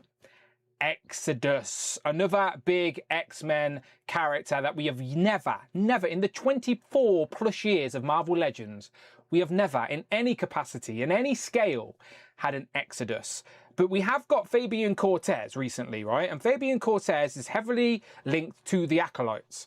And when Magneto disappears, Exodus takes over his Acolytes team, and we could start building that team in the Legends line. But we need Exodus. He's also a big part, like Richard would always tell me that he was a big part of the Council of Krakoa as well. So he's been very relevant in the recent stories. And I think this image is a tribute to those classic looks, but it is from a more recent comic. So yeah, and he was in the background dancing in X-Men '97 first season. And yeah, another one for X-Men, another potential X-Men '97 way of getting a figure, isn't it, as well here with Exodus. So maybe X-Men '97 is going to be a little bit bigger than I thought, actually, with some of the releases we potentially could get. Because I have started building an island in the middle of the toy room, and the top of it is going to be an X-Men '97 sort of diorama Sentinel invading scene. So actually, the more X-Men '97 figures we can get, the better for me. Good. Well, if you need any more Sentinels, I know someone has 7 in their garage. Don't know who it is though. Can't disclose that information online. I also think they've talked. You spoke about the tooling for armor earlier is maybe the reason they've avoided it. I think that's a similar case for Exodus. Not that it's like undoable, but because his armor, his look is so unique. Because they're probably thinking, no, we're safe. We can't be asked to do him yet because there's no reuse potential, which is a terrible reason not to do him. So I hope we get him. He is on featured rumoured lists, if you like to believe that type of stuff that's out there. But I do think it's inevitable at this point because he is one of those bigger villains from a fond era of the comics that just hasn't been made yet. So yeah, I would like an Exodus. Next up, talking about made to order, Annihilus. Now, I don't actually think Annihilus will be the made to order, but I do think Annihilus is potential for a Marvel Legend sooner rather than later, as Diamond Select were going to make one. And obviously RIP, but Diamond Select are no more. So that lingering pre-order for Annihilus, I think I've got an image somewhere. Here it is. So this was the Diamond Select figure that went up for pre-order. A lot of people pre-ordered it. It was even shown off at like multiple conventions. But no one got it in their hands. This prototype exists. Somewhere out there, there is a former employee of Diamond Select that has this on their display. And like everybody else, I was thinking, well, I'll obviously use this as a placeholder in my Marvel Legends collection because the scale can be appropriate. And it's also better than the old Dark Days of Hasbro Build-A-Figure. Like just initially comparing the two right there, there's a clear winner in regards to aesthetic. Sure, you don't want me to sell that to you for comparison? No, I'm good, Jay. I think I'm at the point of waiting now for a new Marvel Legends version. So he was a big villain, part of the Cosmic Invasion, like, was it a mobile game or a platform game? Whatever it was. There was a game where he was a big villain. It is on consoles, yeah, you can get it on the Switch too. Yeah. It's in my Amazon basket, just haven't checked it out. So he must be a character that is fair game to be made into an action figure. And Hasbro, like the people at Hasbro are obviously watching what other companies are doing. So maybe initially they avoided Annihilus because they were like, well, Diamond Select's doing that, we'll do somebody else. Because that makes sense, doesn't it? Like, why fight the competition when you can just put something else? This is why I think it's a little too soon for me still for Annihilus, because they did tend to not do the bigger characters. There must be something, I'm guessing, in the deal that they weren't doing the ones that Diamond Select were. And because that was probably only due to be shipped probably around now-ish, if it actually, the Diamond Select didn't go bust, then it may be too soon, unless this could be something like it is a made to order, Yeah. because they've just got the concept and then they'll go into another year's production. I don't think they would have produced this yet. So it's either going to be a very long pre-order. If it's going to be a long pre-order, then it sounds like a made to order. So I would not be unhappy if this was the made to order. Yeah, me too. Because I do have that builder figure, and for what I was saying earlier, with the plastics not matching from that era, he's the absolute culprit of it. It's a very faded pink plastic on it, and it just doesn't fit the aesthetic of modern Marvel Legends at all. So he's a big character, and one we really, really do need an upgrade of. So I would like to see it. I think it's too early, but your only hope, I think, here is a made to order, because then it'll take another year for us to get him. Another character like from the sort of negative zone, Fantastic Four centric as well. So if they did show it as a digital render and a grayscale like they did Dragon Man, and we weren't going to get him for another year, I think I'd be okay with that, because like you can then live in confidence knowing, well, Annihilus is coming, you know, like, so I always like when they confirm things ahead of time. So yeah, you may be right, it may be too soon, but he's got to be on their radar. If it's not, hopefully it is now. Let's put it into the universe. Marvel Legends, make an Annihilus, please. Because, yeah, he's a really fun, like, he's like a cosmic bug in this mech type thing. It's just a good villain concept that I'd like to see in the Legends line. So I know he already is in there, but again, like Jay said, a little bit outdated. He's tried to sell it at the last couple of toy fairs, and there have been no takers. So clearly everybody is waiting for a new Marvel Legends. And even have it on that expensive either, so no bugger wants to know this. Right, next up. Let's keep it on those builder figures that need a redo. Builder figure is right there, the Brood Queen. So we think Diamond Select did a version. That might actually be the Diamond Select. It's one of the two anyway. But we need a Marvel Legends Brood Queen. So we know in the sort of 80s they were taking inspiration from pop culture. And this is clearly the Xenomorphs in the X-Men universe, which in itself is just... What are you talking about? just such a simple, fun concept. And we have recently got, what is it, Wolverine, the Brood Wolverine. So again, the Brood has to be part of conversations behind these doors at Hasbro. They've already done a builder figure in the past. Again, another very unique character design that they could only really do through the deluxe sort of treatment. But I would love this, like, and then like, would you like Brood Queen as a deluxe, right? And then they did like a separate pack, like a separate multi-pack of like Brood aliens to pair with her, because obviously you could get the Brood Queen and put a couple of aliens with her, and okay, that's fine. But like, what happens if you wanted loads of aliens but not loads of Brood Queens? Do you know, like, they're never going to do that, by the way, because I think it would be too obscure to make a pack of little Brood aliens, unless they packed it in with another Marvel Legend, and then if you kept buying them, you'd have more. Diamond Select packed it with a scroll, I think, if I do remember. That'd be a good idea. Build a figure, yeah. That's a great idea. Pack it with another builder figure. But Brood Queen, a character that you would like to see back in the Legends line, or do you have the previous builder figure? Yes, I put this on the list because I don't have the previous builder figure, and I was thinking something this could, again, I was trying to think what could be the made to order. So I stuck Brood Queen on the list here because I thought, well, actually, she's going to be quite large, so she could be the made to order, and you can just do a standard release of like the Brood Soldier later on down the line. So I was thinking that was kind of why I was putting her on the list. And again, she's from that Dark Days of Hasbro, and for the third time in this stream, the plastic doesn't match. So that's why these are going on the list. The same with Mole Man, actually, from earlier, because I've got that original Mole Man and the skin. But it's a very washed out pale skin tone. It just doesn't match the plastic. It just sticks out in the collection. So it's these figures from this sort of era of Hasbro that we do need to get the upgrades on. So this is why I put Brood Queen on, because I thought there was a chance X-Men related and maybe a made to order. Yeah, Mole Man, Danger, Annihilus, Brood Queen. These are all characters that exist in the Marvel Legends line, but they're all at that stage now where aesthetically they don't really complement what's currently happening, and they definitely need a little redo, switcheroo on the display. So yeah, Brood Queen is one of those builder figures that, again, I never had. That wave was hard to get in the UK. I might have had a couple of pieces at some point in my collecting days, but never managed to build the Brood Queen. I know Diamond Select did a set that I was trying to get for a while, but the price was stupid over here on eBay, so I just avoided it. So yeah, I do not have a Brood Queen, but I'm a massive Aliens fan. Like, Aliens is one of my favourite movies, and I love the Xenomorphs, and I was actually a fan of the Alien Avengers crossover that recently happened in the comics type thing. There used to be an Instagram page, and again, I apologise because I forgot his name, but there used to be an Instagram page who did photo photography where he'd have a team of Avengers fighting like aliens, and it was like just a really fun concept. And his pictures had stories, and he made custom dioramas, and it was a really fun page to watch. But I don't think he does it anymore. But I just would like to add this to my sort of cosmic X-Men sort of side to the She-Hulk sort of vibe setup. Yeah, and it seems weird to give us Brood Wolverine last year and not an actual. Well, surely hopefully someone's had that. it's- Yes, so hopefully someone's had that conversation. You don't just go, let's make a Brood Wolverine, but never make Brood Queen. Like, surely someone said, well, let's make Brood Wolverine now, and then let's put Brood on the pipeline for later. Do you know? So hopefully those conversations are had. But with these type of army builders, I'd always like an opportunity to buy the army building element separately. So yeah, a Brood pack, a Brood builder pack would be great. But again, I know that's fan casting, but that's what we're here to do. So let's keep going. If my page allows. Next up, Sentry. But no, not the Sentry you're thinking out.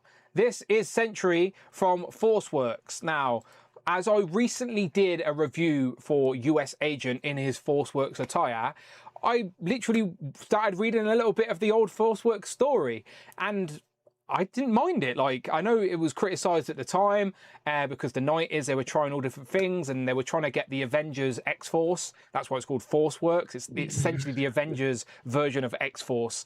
But in the first issue, spoiler alert, Wonder Man dies. He loses his place in the team because he's dead.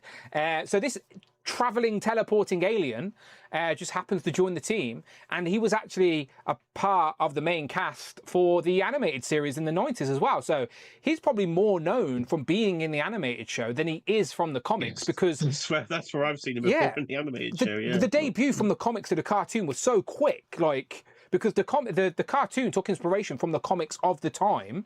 And it's like a lot of people are going to know him from the cartoon. So I've put both his comic image and his cartoon image here, and we have had a figure of him on the Iron Man packaging. So the reason I've picked him, just for an excuse to talk about that Iron Man packaging, to be completely honest. We've not had one in a while, have we, on the Iron Man retro Exactly my point. And I like that Iron Man packaging. Second to probably Spider-Man is the Iron Man packaging. I know the X-Men one, like with the orange packaging, like, but again, maybe this is on the podium. Okay, my opinion changes on those three packaging all the time, but Iron Man's on the podium for sure.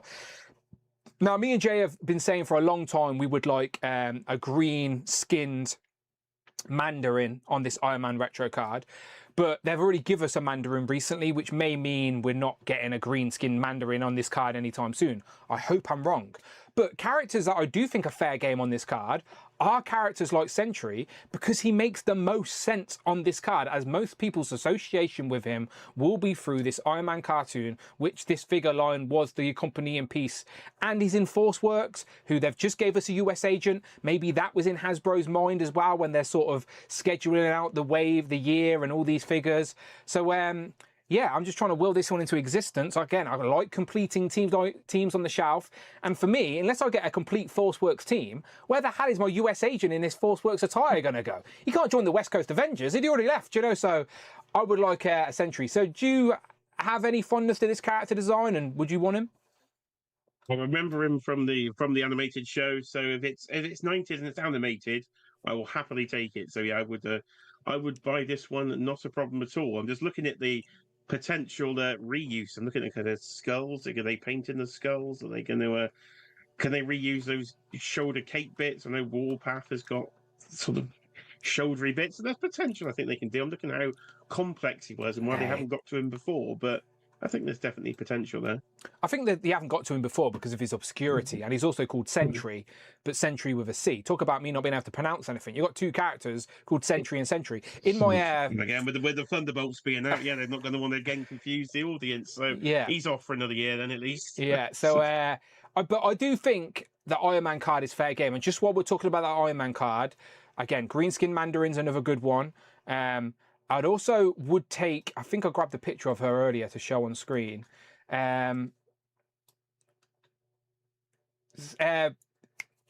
Scarlet Witch in her attire from Forceworks, and also the attire she wore in the animated show as well was a little bit more skin on show, very unique to that era of the comics. So if you're thinking about completing an accurate version of Forceworks, we've got Iron Man, we've got War Machine, we've got US Agent. Well, Scarlet Witch was technically the leader, the field leader of that team, so you'd need Scarlet Witch. We've got Spider-Woman already. We've got a couple of them that you can put in the display. We've got a Hawkeye, but Hawkeye was replaced. No, US Agent was not in the animated show, and he was replaced by Hawkeye. Hawkeye was in the animated show. So US Agent wasn't in the animated show because he was replaced by Hawkeye. But yeah, so I'll tell you what I'd take, Jay. A Sentry, Scarlet Witch 2-pack. There you go, do that. Doesn't even need to be on a retro card anymore. Give us a 2-pack. If you just bin the retro card off like that, like it didn't even exist. No, I do want the retro card. Hulk was on it. I want Tony Stark. I want a Marvel Legends Tony Stark. We've not really got a comic version. We've got a couple of MCU Tony Starks. Oh wait, we did get a comic one. Someone's going to correct me. Do you know where we got it? Oh, it was in the thing we can't get, the subscription to the comics. Marvel Unlimited, right? Yeah, that's what it's called. Yeah, he was in like a brown suit, wasn't he? Yeah. In the same place you got the gold Ultron, and yeah, we can't get Marvel Unlimited in the UK. So technically, I have never had the opportunity to buy a comic. Still the only bloody rescue, actually. Comic rescues in that thing that we never got a chance at getting. Yeah. Well, the Iron Man card is fair game to give us any Iron Man armor ever in existence. That's what they did in that first wave. They gave us 3 different Iron Men. They could do the same with a second wave. Give us 3 different armors to add to our Hall of Armor. Look, I've got fucking loads on the shelf over there. And yeah, then a couple of other characters. So yeah, Iron Man retro card I would like to see, but I'm not holding my breath. Tell you who else I'd like to see, Jay. Nebula. Comic Nebula. She literally held the Infinity Gauntlet in one of my favourite comic stories, and we don't have her in the comic line as representation. So I've put both looks there because obviously a lot of people are going to think of Nebula and think of her bold hair, which she does have in the comics, but I more know her from the comics with her long hair. So if they do Nebula in the comics line, I would like the option of having both heads and also a little mini Infinity Gauntlet, which we know they've got, Jay, because who did it come with? Adam Warlock. Indeed. So it's still mint on guard in that package. Do you think Comic Nebula is a good idea? Is it one you'd buy? Yeah, definitely one. I've forgotten about her, actually. She's one we really do need because especially the long-haired version there with the Infinity Gauntlet. I think that's been on my wish list for a long time. I've been quite into Nebula last week. I've been looking at Hot Toys, maybe going to get an MCU Nebula in there. So a comic book one would not go amiss for that collection. So I think you've made a decent shout here, but why haven't we got Nebula? Another weird 24 years of the Marvel Legends line and never a comic Nebula. Again, sometimes, just think, people don't think bigger picture, but every character that Hasbro want to make has to go through the license, which is Marvel. And if Marvel have got characters in movies and they don't want to confuse the audience and they don't want merchandise hitting the market that represents a different rendition of the character that they're trying to market somewhere else, they will just put a hold to it. So because she's been a part of Guardians of the Galaxy for so long, they may have said, no, you can't do a comic Nebula right now, which is in the movies. That's the type of shit that happens that we're not privy to. Which I agree with and makes total sense. And then they've just gone and broken that rule by putting Scorpion and Boomerang, Haha, Jay. Haha. That's right. That's the difference, Jay. That's how they get around it. Comic versions. There's a new... Someone in a boardroom recently went, I've got an idea. A label that says comic versions. And Marvel went, you know what? That's allowed. You're allowed to do... Green light. Off you go. So now we're going to get loads of comic versions moving forward. So let's go. So we need Nebula in MCU Guardians of the Galaxy Part 3 packaging with the comic book version written on the bottom. Yeah, and give her a little mini gauntlet as well, because that's an iconic scene from the comics. So there we go. Next up. Let's keep going through these a little bit quicker now. So we've got Swordsman, one of the Avengers, comic Avengers that we don't have in the Legends line. Yeah, Rich would always tell me that. It's the earliest Avenger from Marvel Comics that we have never had in the Marvel Legends line. And he's, again, not an awkward or complicated character to do. And again, he's one of those classic designs that I think would look great with Legends that we already have as well. So yeah, Swordsman, an easy one, a layup. Probably a character that would be suited to a 2-pack because He's probably not the most popularist, but if you put him with somebody else, people may be happy to get him. So Swordsman's there, and I'm just going to jump through a couple, Jay, and then I'll come back to you. We've got Mantis as well, another classic old school Avenger, very much like Nebula. A lot of people will know her for her association with Guardians of the Galaxy, but before that, she was an OG Avenger in the comics. Do you know, like, and she had a little bit of a love triangle as well. So even Swordsman and Mantis would actually be a pretty solid 2-pack for a sort of for an Avengers collection. So yeah, there's another Avenger. Hang on, my buttons keep messing up on me again. I do have another Avenger that I want to get to. Again, one that I don't have in my collection, Jay.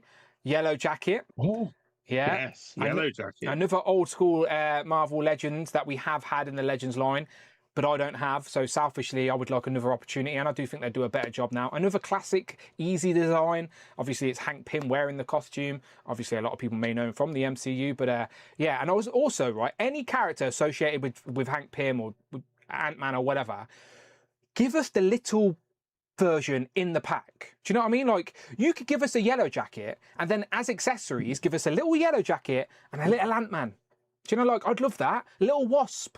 The last time they did that was in the Avengers Grey cards. They gave us a mini Wasp with Ant-Man and a mini Ant-Man with Wasp. And that's the last time we've ever got those mini versions. And I know it's a little tiny bit of plastic, but it's just a fun little accessory. Get a mini version with the 2-pack. We got a mini. With a jacket. Quinjet. We got a mini Quinjet. Oh, it was a mini Quinjet. Yeah, we never got a mini. We should have got a mini Giant Man within that Ant-Man and Wasp 2-pack, so that you could do like Giant Man, Marvel Legends scale, and then even a smaller one. But they've missed the opportunity. I know a lot of people like displaying in that type of sort of regard as well. So yeah, so there's 3 Avengers for you, Jay. Swordsman, Mantis, and Yellow Jacket. Which one do you like, and which one do you want? 100% for Yellow Jacket. I do have the other little skinny ball jointed figure.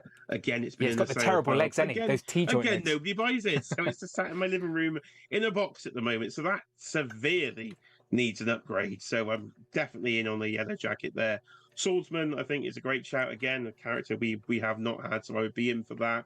Mantis in that design doesn't do an awful lot for me. Not my favourite character design I've ever seen. Too booby for Legends. They'd never do a like that. So yeah, so she's yeah. I don't think you're going to get that, but you could definitely see doing a Swordsman and a Yellow Jacket has just been. That's another ridiculous one. We've come up with a few tonight that are proper ridiculous. Mini comic wave. We should have had now. Mini comic wave, Yellow Jacket, Mantis, Swordsman, easy. Just start knocking them out. Yeah, we got to get that Yellow Jacket. Come on. So the next one is something that you've wanted all the time. You probably just see me jump to it a little bit too early there, but it is, of course, Baron Mordo. Wow, Baron Mordo. So, well, over the years on Legends and Lick, you have to go back in time. I have mentioned Baron bloody Mordo. I even brought out the Doctor Strange book at one point to try and find his first appearance live on the stream, because this again is another one that's utterly ridiculous, but again maybe confusion with the MCU version, and again not want to confuse the audience doing the comic book. So this is another one then perfectly for our brand new packaging. We need Doctor Strange and the Multiverse of Madness packaging at the bottom there, comic book version, Baron Mordo. Now, how this is the theme tonight, how have we not got some of these figures? I think we've cracked the reason why. It's because, as you say, audience confusion with the MCU has potentially cost us some comic book figures here, but even before that, we don't have a Baron Mordo in 20 bloody years. So that makes no sense. Even Toy Biz didn't get to one in their Marvel Legends iteration, which surprised me. So Munsters Go Home says the same point. Baron Mordo, Nebula, Mantis, all got Marvel Legends, but MCU, not comic. So again, there is clearly something behind the scenes that we're not privy to as the consumer, as the audience, about these decisions. But I do think, like you said, Marvel themselves cock-block certain characters from getting comic figures because they want the attention to be on their MCU presence. So we give stick to Hasbro going, why aren't you doing this? Why aren't you doing this? And the poor guys at Hasbro are sat in rooms going, oh, we tried, but they can't tell us. So a bit of transparency, we would appreciate it. So that's not me defending Hasbro, by the way, but that's my educated guess of the type of thing that happens. Of course, they still make terrible choices sometimes, but sometimes they make good ones as well. So it's a bit of give and take. It's been a while now since we've seen Mordo in the MCU. It's been about 3 years. He's Doctor Strange. For me, he is Doctor Strange's nemesis. Do you know the same way you got? I guess Dormammu could be a part of that conversation. More, but but Baron Mordo is definitely there as well. So as being the counterpart, sort of wizard sorcerer to Doctor Strange, like the evil version of Doctor Strange. Like most comic book characters have like a doppelganger, which is basically the same power set but the evil version of them, like Flash and Reverse Flash, for example. So Baron Mordo is the evil Doctor Strange. He's a sorcerer that uses his powers for evil, and he's never had a Marvel legend. And he's like so easy. He's a human. Just give us some effects. And now we've got Mephisto and we've got like Shuma Gorath and characters like that. I want to start building up this sort of mystical world. We've got a comic Wong before we've got a comic Baron Mordo, which is crazy. Not that I'm complaining about Wong, but you would think Baron Mordo was more in the zeitgeist. Never complain about Wong. Never. Why would I? Still, mine's still mint on card. Another one. I need to open some bloody figures. Open your Wong. Also, Clear as well as another one. We've got a couple versions of Dormammu as well. We've got the mindless ones, which are a great build-a-figure piece for Dormammu or whoever's controlling them. So, Baron Mordo, come on, just get him in the little, mystical sort of shelf, I suppose. Mystical? Yeah, mystical. So there's Baron Mordo. I've got a few more. You mentioned this one earlier, so I assume this is because you're watching X-Men 97 at the minute and he's probably popped up. Ken.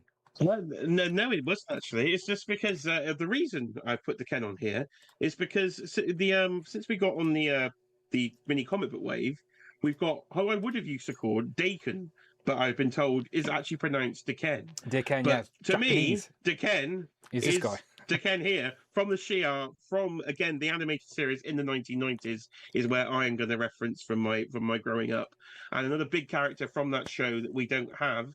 We don't have an awful lot of Shi'ar in the line. We do have a couple of versions now of Gladiator, I think, that's been recently upgraded.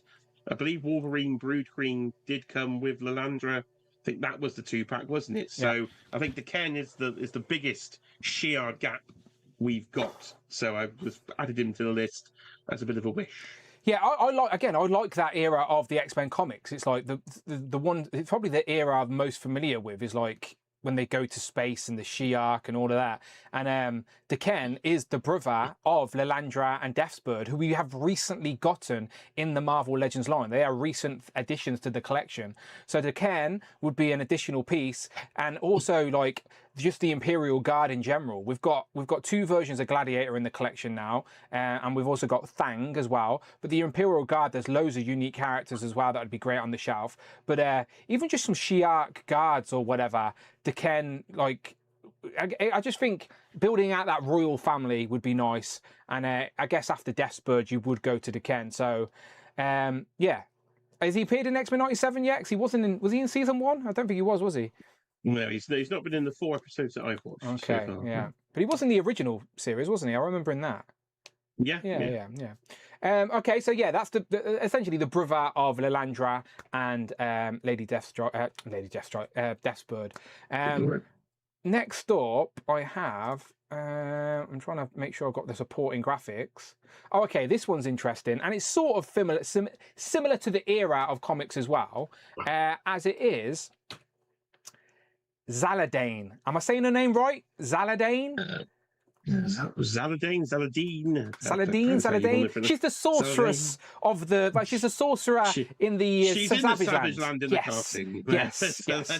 So she looks a little bit different in the cartoon, by the way. That's why I've put that image down there. That's how she looks in the cartoon. Don't know what she's got. She's got yellow beak clips for some reason. She's dressed up like a bloody cockerel.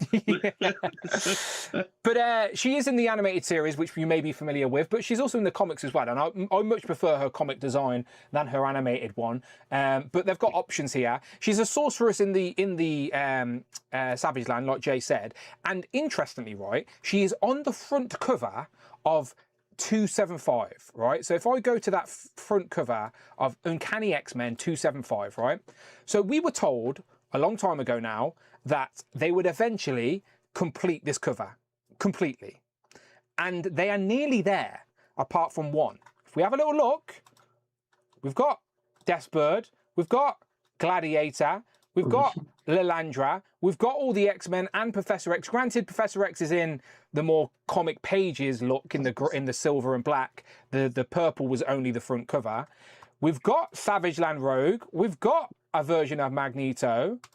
But we don't have Zaladane. The only character on this whole double-page spread that we don't have in the Marvel Legends line.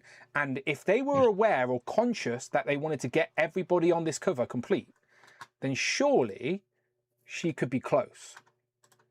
That would make sense. And yes, they were only referring to the characters that were colorized rather than the ones that were faded into the background. Which could absolutely have been actually meant. Yeah. Like always, we like to dig too deep into the things that they say. But again, just putting that into the universe for the sake of conversation, a character that we've never had in the Marvel Legends line. And a lot of people are very fond of like the Savage Land, who we've got a nice little collection building now. Granted, it's a small little piece of your X-Men display, but still.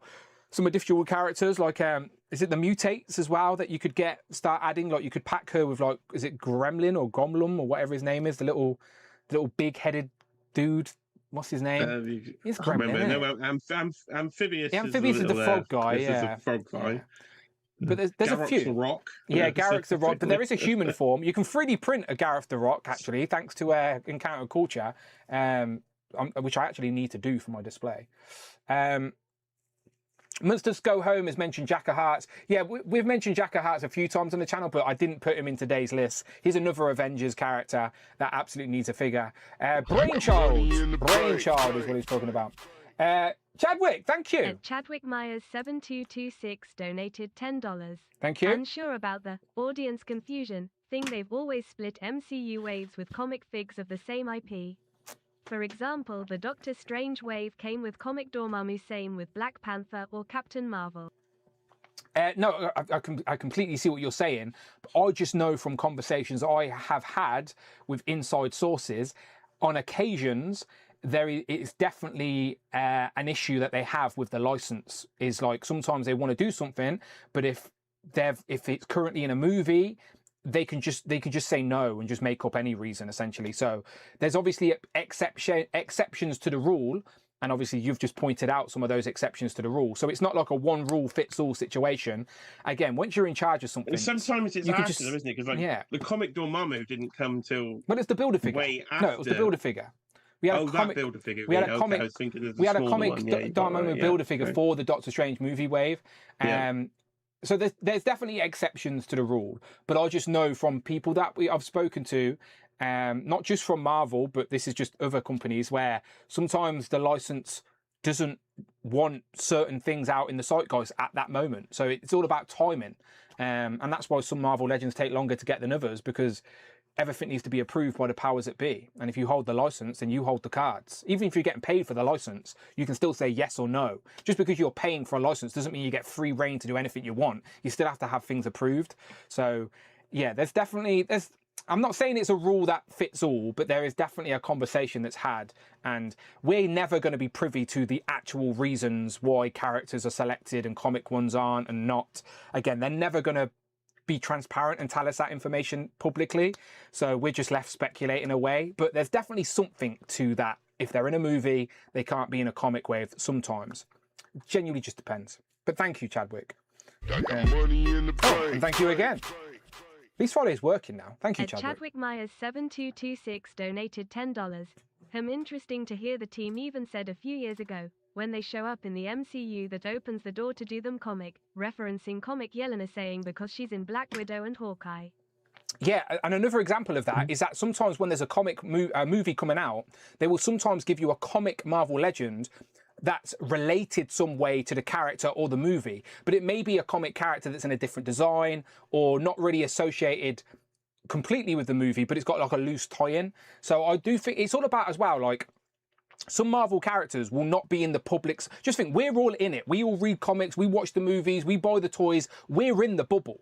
But when these products are made, they've got to think, how are they going to pull people from outside the bubble in?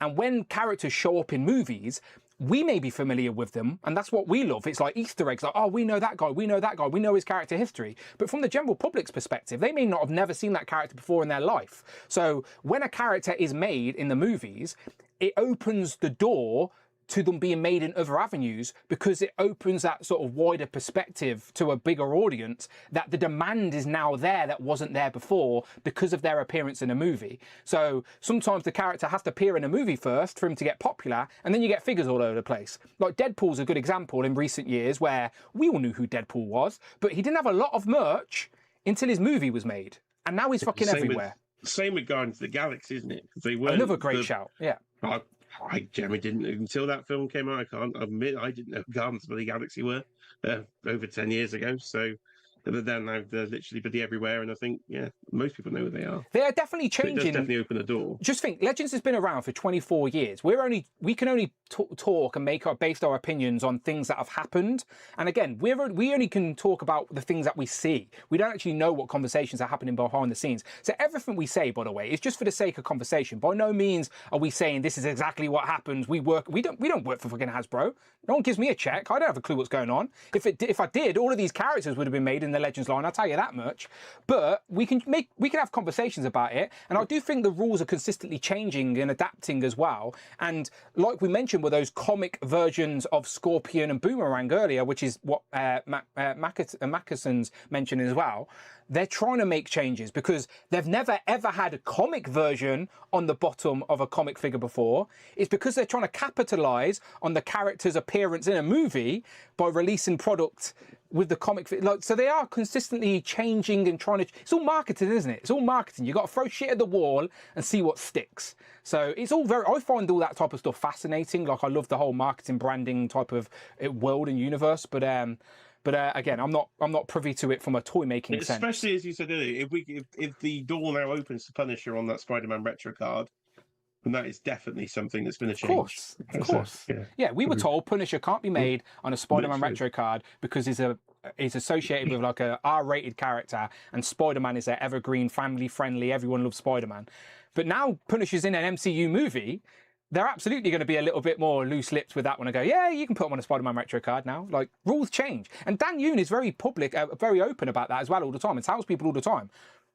The things are constantly changing. The availability is constantly changing. Why were things never made 5 years ago? Because they couldn't 5 years ago, but now they can. And I'm sure there's lots of examples of that as well. But again, by the way, I'm just chatting shit. I'm just an idiot on YouTube. I have no knowledge, inside information. I'm just making educated guesses with you guys. So yeah, by no means take anything I say as facts.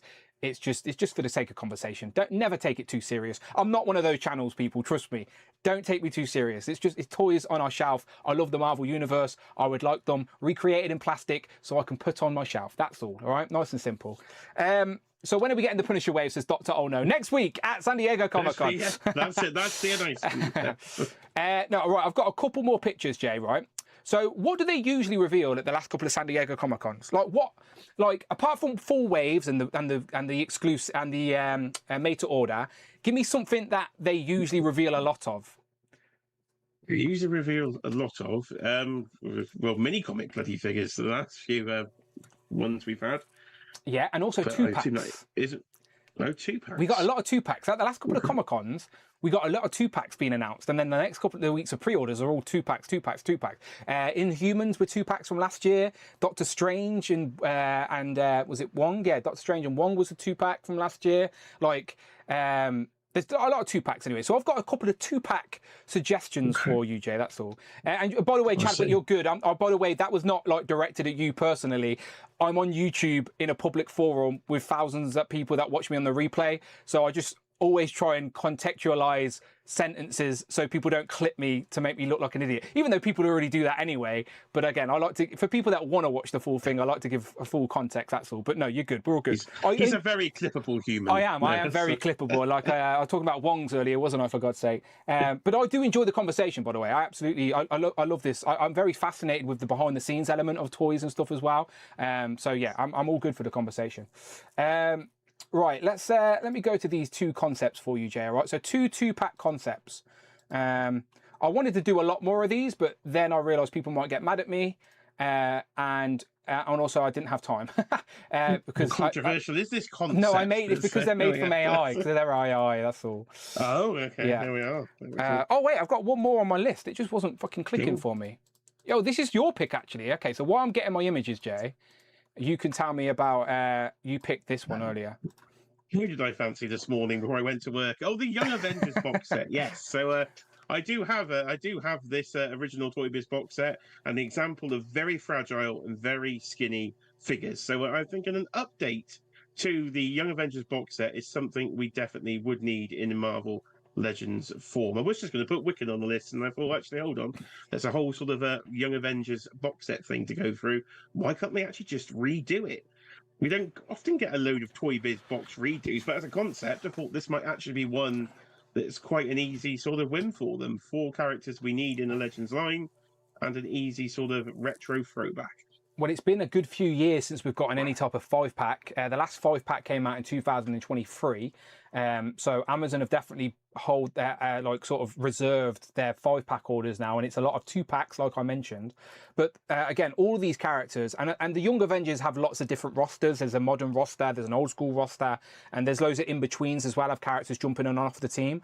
But I think Patriot, Hawkling, Iron Lad, Wicked, Speed. You've got Visions kids now as well. You've got Kate, Bishop, Stature there as well in the background. So there's loads of characters that you could pick and choose a roster for.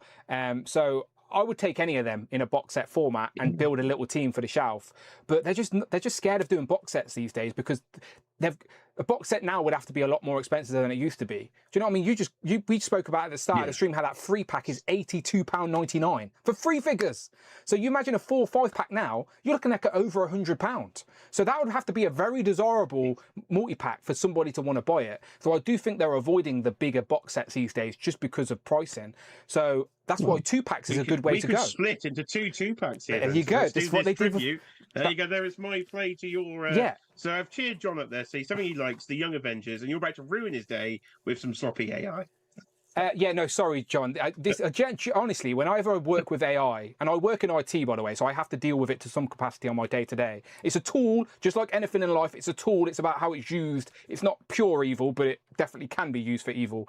It's like a drunk driver behind the wheel of a car. Do you know what I mean? Like the car's not the danger. It's the drunk driver behind the wheel. It's the same sort of concept with AI. So, yeah, it was just for the sake of fun, all right? I'm not trying to steal work from any graphic designers. Usually I do all my own graphics on Photoshop, and I have, by the way, every single one of these graphics I made myself in Photoshop. But I just thought it'd be fun to see what came up with my a few suggestions on AI. So this is a 2-pack concept for you, Jay. So before we wrap up on Young Avengers, I absolutely think 2-packs are the way to go. They did it with Inhumans. They've done it with Fantastic Four. That's just based off recent history with Marvel Legends. They clearly would rather do 2-packs to complete a team than a bigger box set.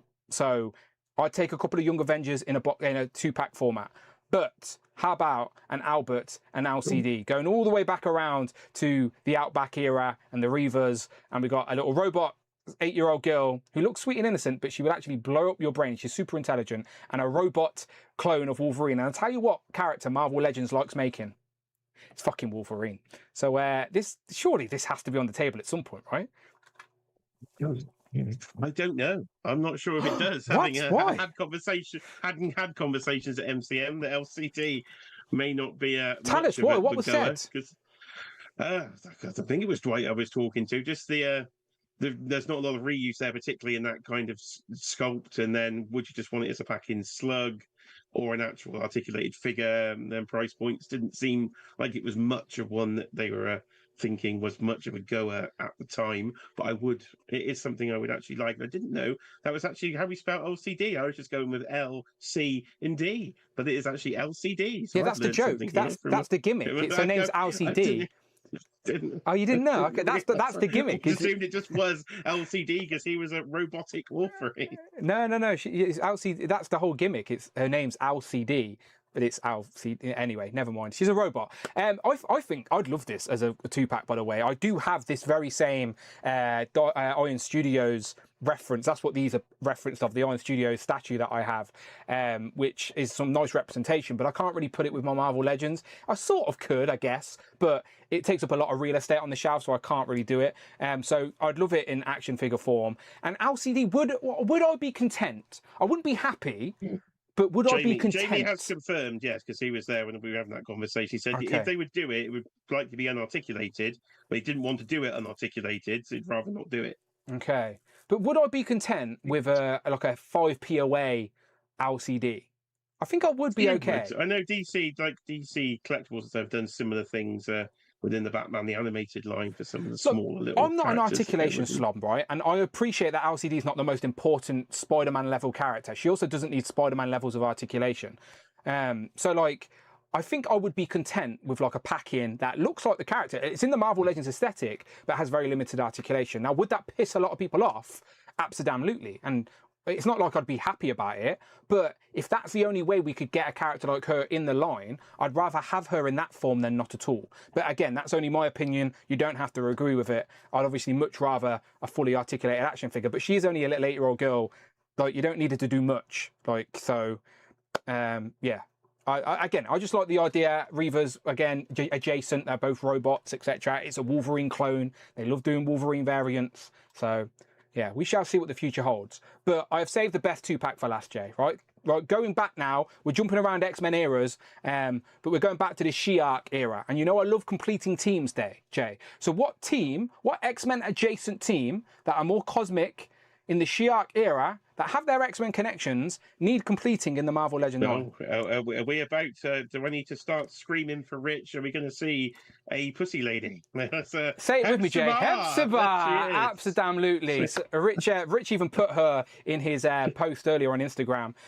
So this is the way to do it, by the way. Hepzibah. Now, she has different looks in the comics in regards to her early appearances, the short sort of bob, and then later on she gets the longer sort of more glamorous model style hair. So give us both heads in a pack. That's how you solve that issue, because her costume is not identical, but it's very close. So I do think with a character like her, you could get away with giving us both heads with the same character. And Razor, obviously, he's the sort of weapons specialist of the Starjammers. And we've got Corsair.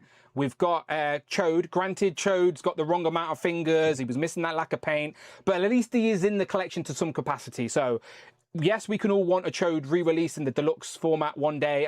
Hopefully we do, because of course we'd rather our characters be as accurate to the source material as possible. But at least is there in some format right now, where these two we don't have at all in the Legends line at all, not a single piece. So I think this would be a great 2-pack, and they love releasing 2-packs at San Diego, but this one may be a little bit too rogue for them. I don't know. Jay, what do you think my chances are of a Hepzibah and Razor? Just dropped some rich emojis in the chat there for him, because I think you've got a chance here, actually. I think they know these are 2 characters we do need. I think Rich has made that very clear. We know they linger on our streams. We know they linger in the background. They may be lingering right now. Do you know, and we do scream Hepzibah a lot. He's got a pretty good track record. With Tigray, Monet Saint-Croix. Yeah. So I think he's going to go 3 for 3, and we will get a Hepzibah at some point in the next year or so. So I think there's a good chance we will see it. Yeah, I don't think it will be at San Diego either, by the way, but I just wanted to put this concept into the universe.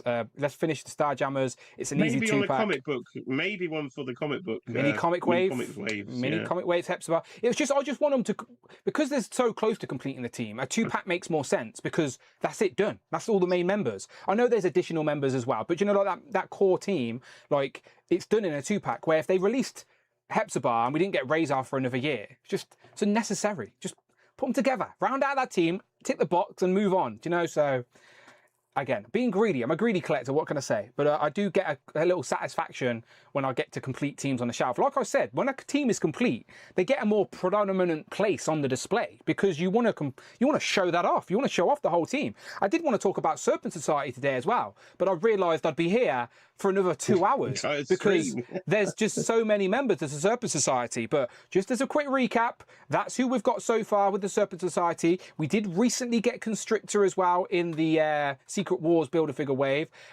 Shout out to Adrian Cute Court on Legends of Liquor, who said he'd really like a 3-pack of Bad Girls Inc., who are all also members of Serpent Society. So as much as we do have a lot of members that we still need in the Legends line, here's just a couple that I wanted. Sidewinder, the original leader of the Serpent Society. Bushmaster, great name by the way. Rattler, Death's Adder, all very unique character designs, which I think would look great. And then for some females, we've got Diamondback, Black Mamba, Asp. They're the three girls that make Bad Girls Inc. By the way, and then Alaconda as well gets into some fights with Captain America. I think at some point, she beats someone up. So yeah, she's got a lot going on there. Yeah, she's a hefty girl. She's a big girl.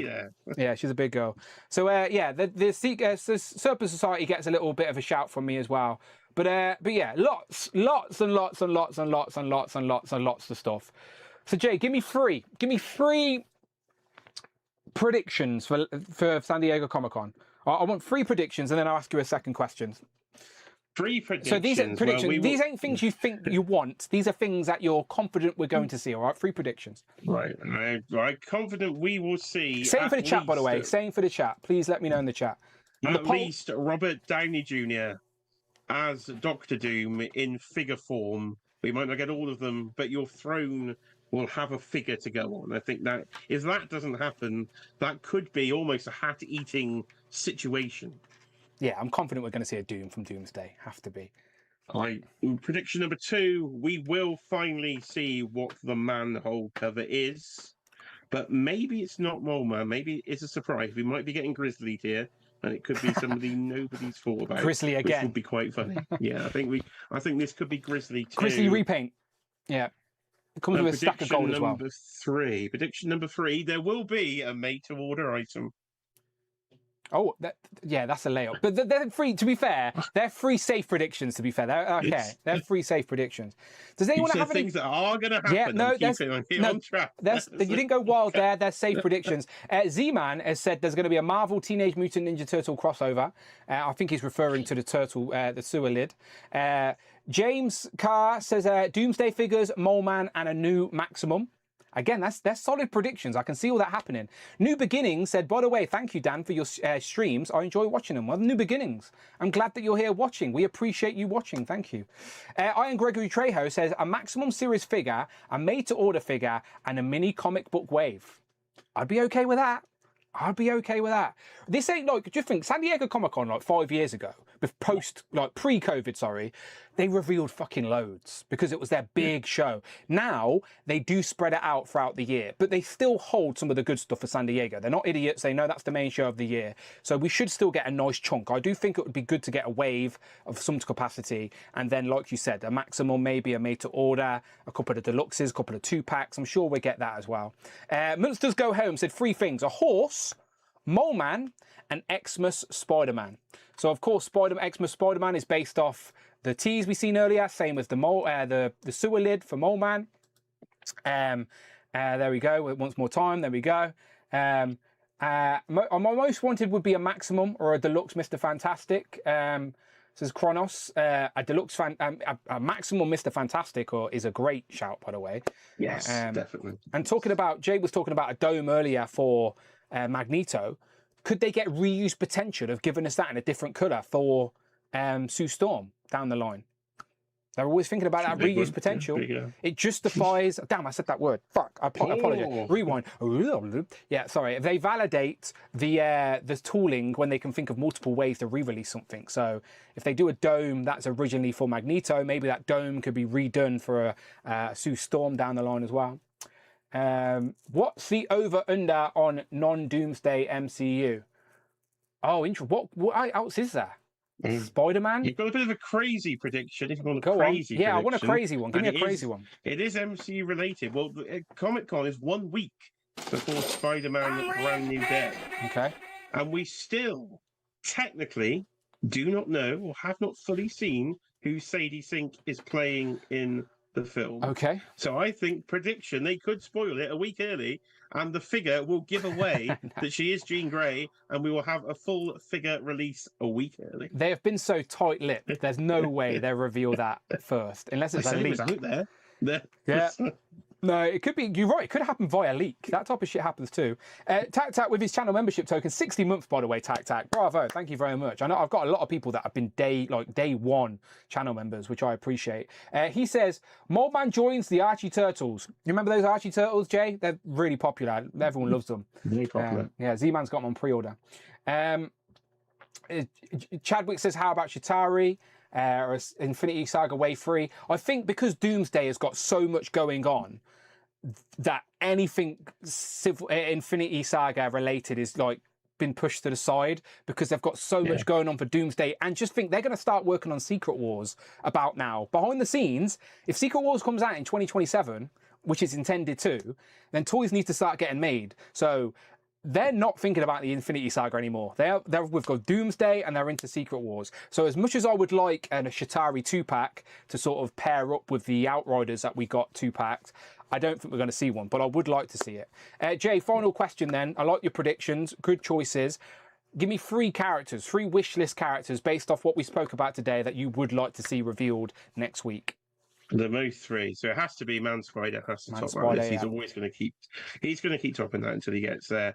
Baron Mordo has to again. Out of the ones we've discussed today, has to be up there. And I really would like that Maximum Magneto. Would be the third one I would take off a list of what we've discussed today. Yeah, there you go, Maximum Magneto. And again, that picture down here is from last year's San Diego Comic-Con. So again, there's some potential there. Baron Mordo, another big character. I'll take that as well. Yeah, any of these I'd be happy with. But Madam Web for me is at the top of the list, but I wouldn't be mad at any of them, especially Man Spider, if there is that MCU connection. Talking about comic characters getting a bit of a push because they're going to be in movies. If they can get away with it, then Man Spider would be a good shout. If that is what happens in the movie, we don't know yet. We don't know. But Man Spider versus Hulk would be a pretty good fight in live action. Just saying. We'll find out soon enough, but we'll find out next week. So we're going to go over to the bonus show. I don't think we quite unlocked it. Did we? I don't know. Wow, I'm going to do it. You're 3 out of 5. Okay, unlucky. Well, we're going to go talk about this with everyone else anyway. So if you're a channel member, I'll leave it public for anybody, but if for any channel member, by the way, of any tier. So if you want to come and watch some extra content now with some of the regulars, then become a channel member, all right? Any tier, some bonus content. So yeah, if you're part of the Who Crew Deluxe tier, hit me up the fresh DM and you can come on the bonus show. And the question to you is the same as I've just asked Jay. There you go. Come over to the bonus show. So the same question for any guest on the bonus show. Nice and simple. I want 3 characters. I want a prediction for San Diego Comic-Con, just one prediction. But then I want 3 Marvel characters you want to see in the line. And it can be based off what me and Jay spoke about today, or it could be your own suggestions as well. That's the whole point of these conversations. So yeah, an exciting time. Next week, next Friday, remember, we're going to go live. I might do a bonus stream on the build up to San Diego for channel members, maybe a bonus unboxing where we can just chat about other San Diego related stuff, because things are starting to get revealed now on the run up, because people want to start putting out those press packages and start hyping stuff that's going to be on display. So, and preview night's always a good night as well, Wednesday night. Maybe I'll go live on Wednesday night and just watch preview night with somebody, with you guys. Maybe, I don't know, I'll figure out. If you're a channel member, you'll know all about that. But otherwise, preview night, San Diego Comic-Con's night, which is going to be about 4 o'clock in the morning for us, probably. Could book Thursday off and just go for it, you know. Could do it, maybe. Jay, tell the good people they can find you online. You can find me right here on YouTube at Jay's Toy Collection UK. I think it's been 3 weeks since I made a video, so I do need to get a video. Now I'm feeling a bit better back out there, so I'll be ramping up. Can't make a video if you've lost your voice, can you? Let's be honest. Yes, that was a bit difficult, so I will ramp up into next week, leading into Comic-Con, because there's loads of wrestling reveals on Thursday. There's Mattel panels everywhere, so I will be definitely picking up that content from next week. Just ending the poll in the chat. So I said, what's your hype level for San Diego Comic-Con? 33% say Collector's Christmas. They are hyped. So I'm going to end the poll. Only 9% said meh, don't care. But about 9% of hate lurking watchers is about right. So that makes sense to me. All good people. I'm going to go over to the bonus show. If you're a channel member, you can watch that. Always fun seeing you over there. If you're a Who Crew Deluxe tier member, you can be on the show right now with me. And otherwise, me and Jay will see you next Friday, okay, for the Marvel Legends stream. Let me show that one more time, okay? Next Friday, where is it? That's not the button. That one. All right, next Friday, 24th, 11:30 a.m. Pacific. In the UK, that's 7:30 p.m. So me and Jay are going to go live at about 9 p.m. Pacific. So that's what? 9 p.m. UK, which would be 1:30 Pacific. It's 1 p.m. Oh, Pacific. 1, yeah, 1. Will be on at 4 p.m. Eastern, 9 p.m. UK. Do you know what they should do, Jay? Just hit that fucking subscribe button, hit the notification bell, and then when I go live, you'll just get sent a notification. It's easy. Don't even have to worry about world clock numbers. It's all good. We're getting out of here. Give them a wave, Jay. Bye-bye. Go and check out my box reviews on the channel right now.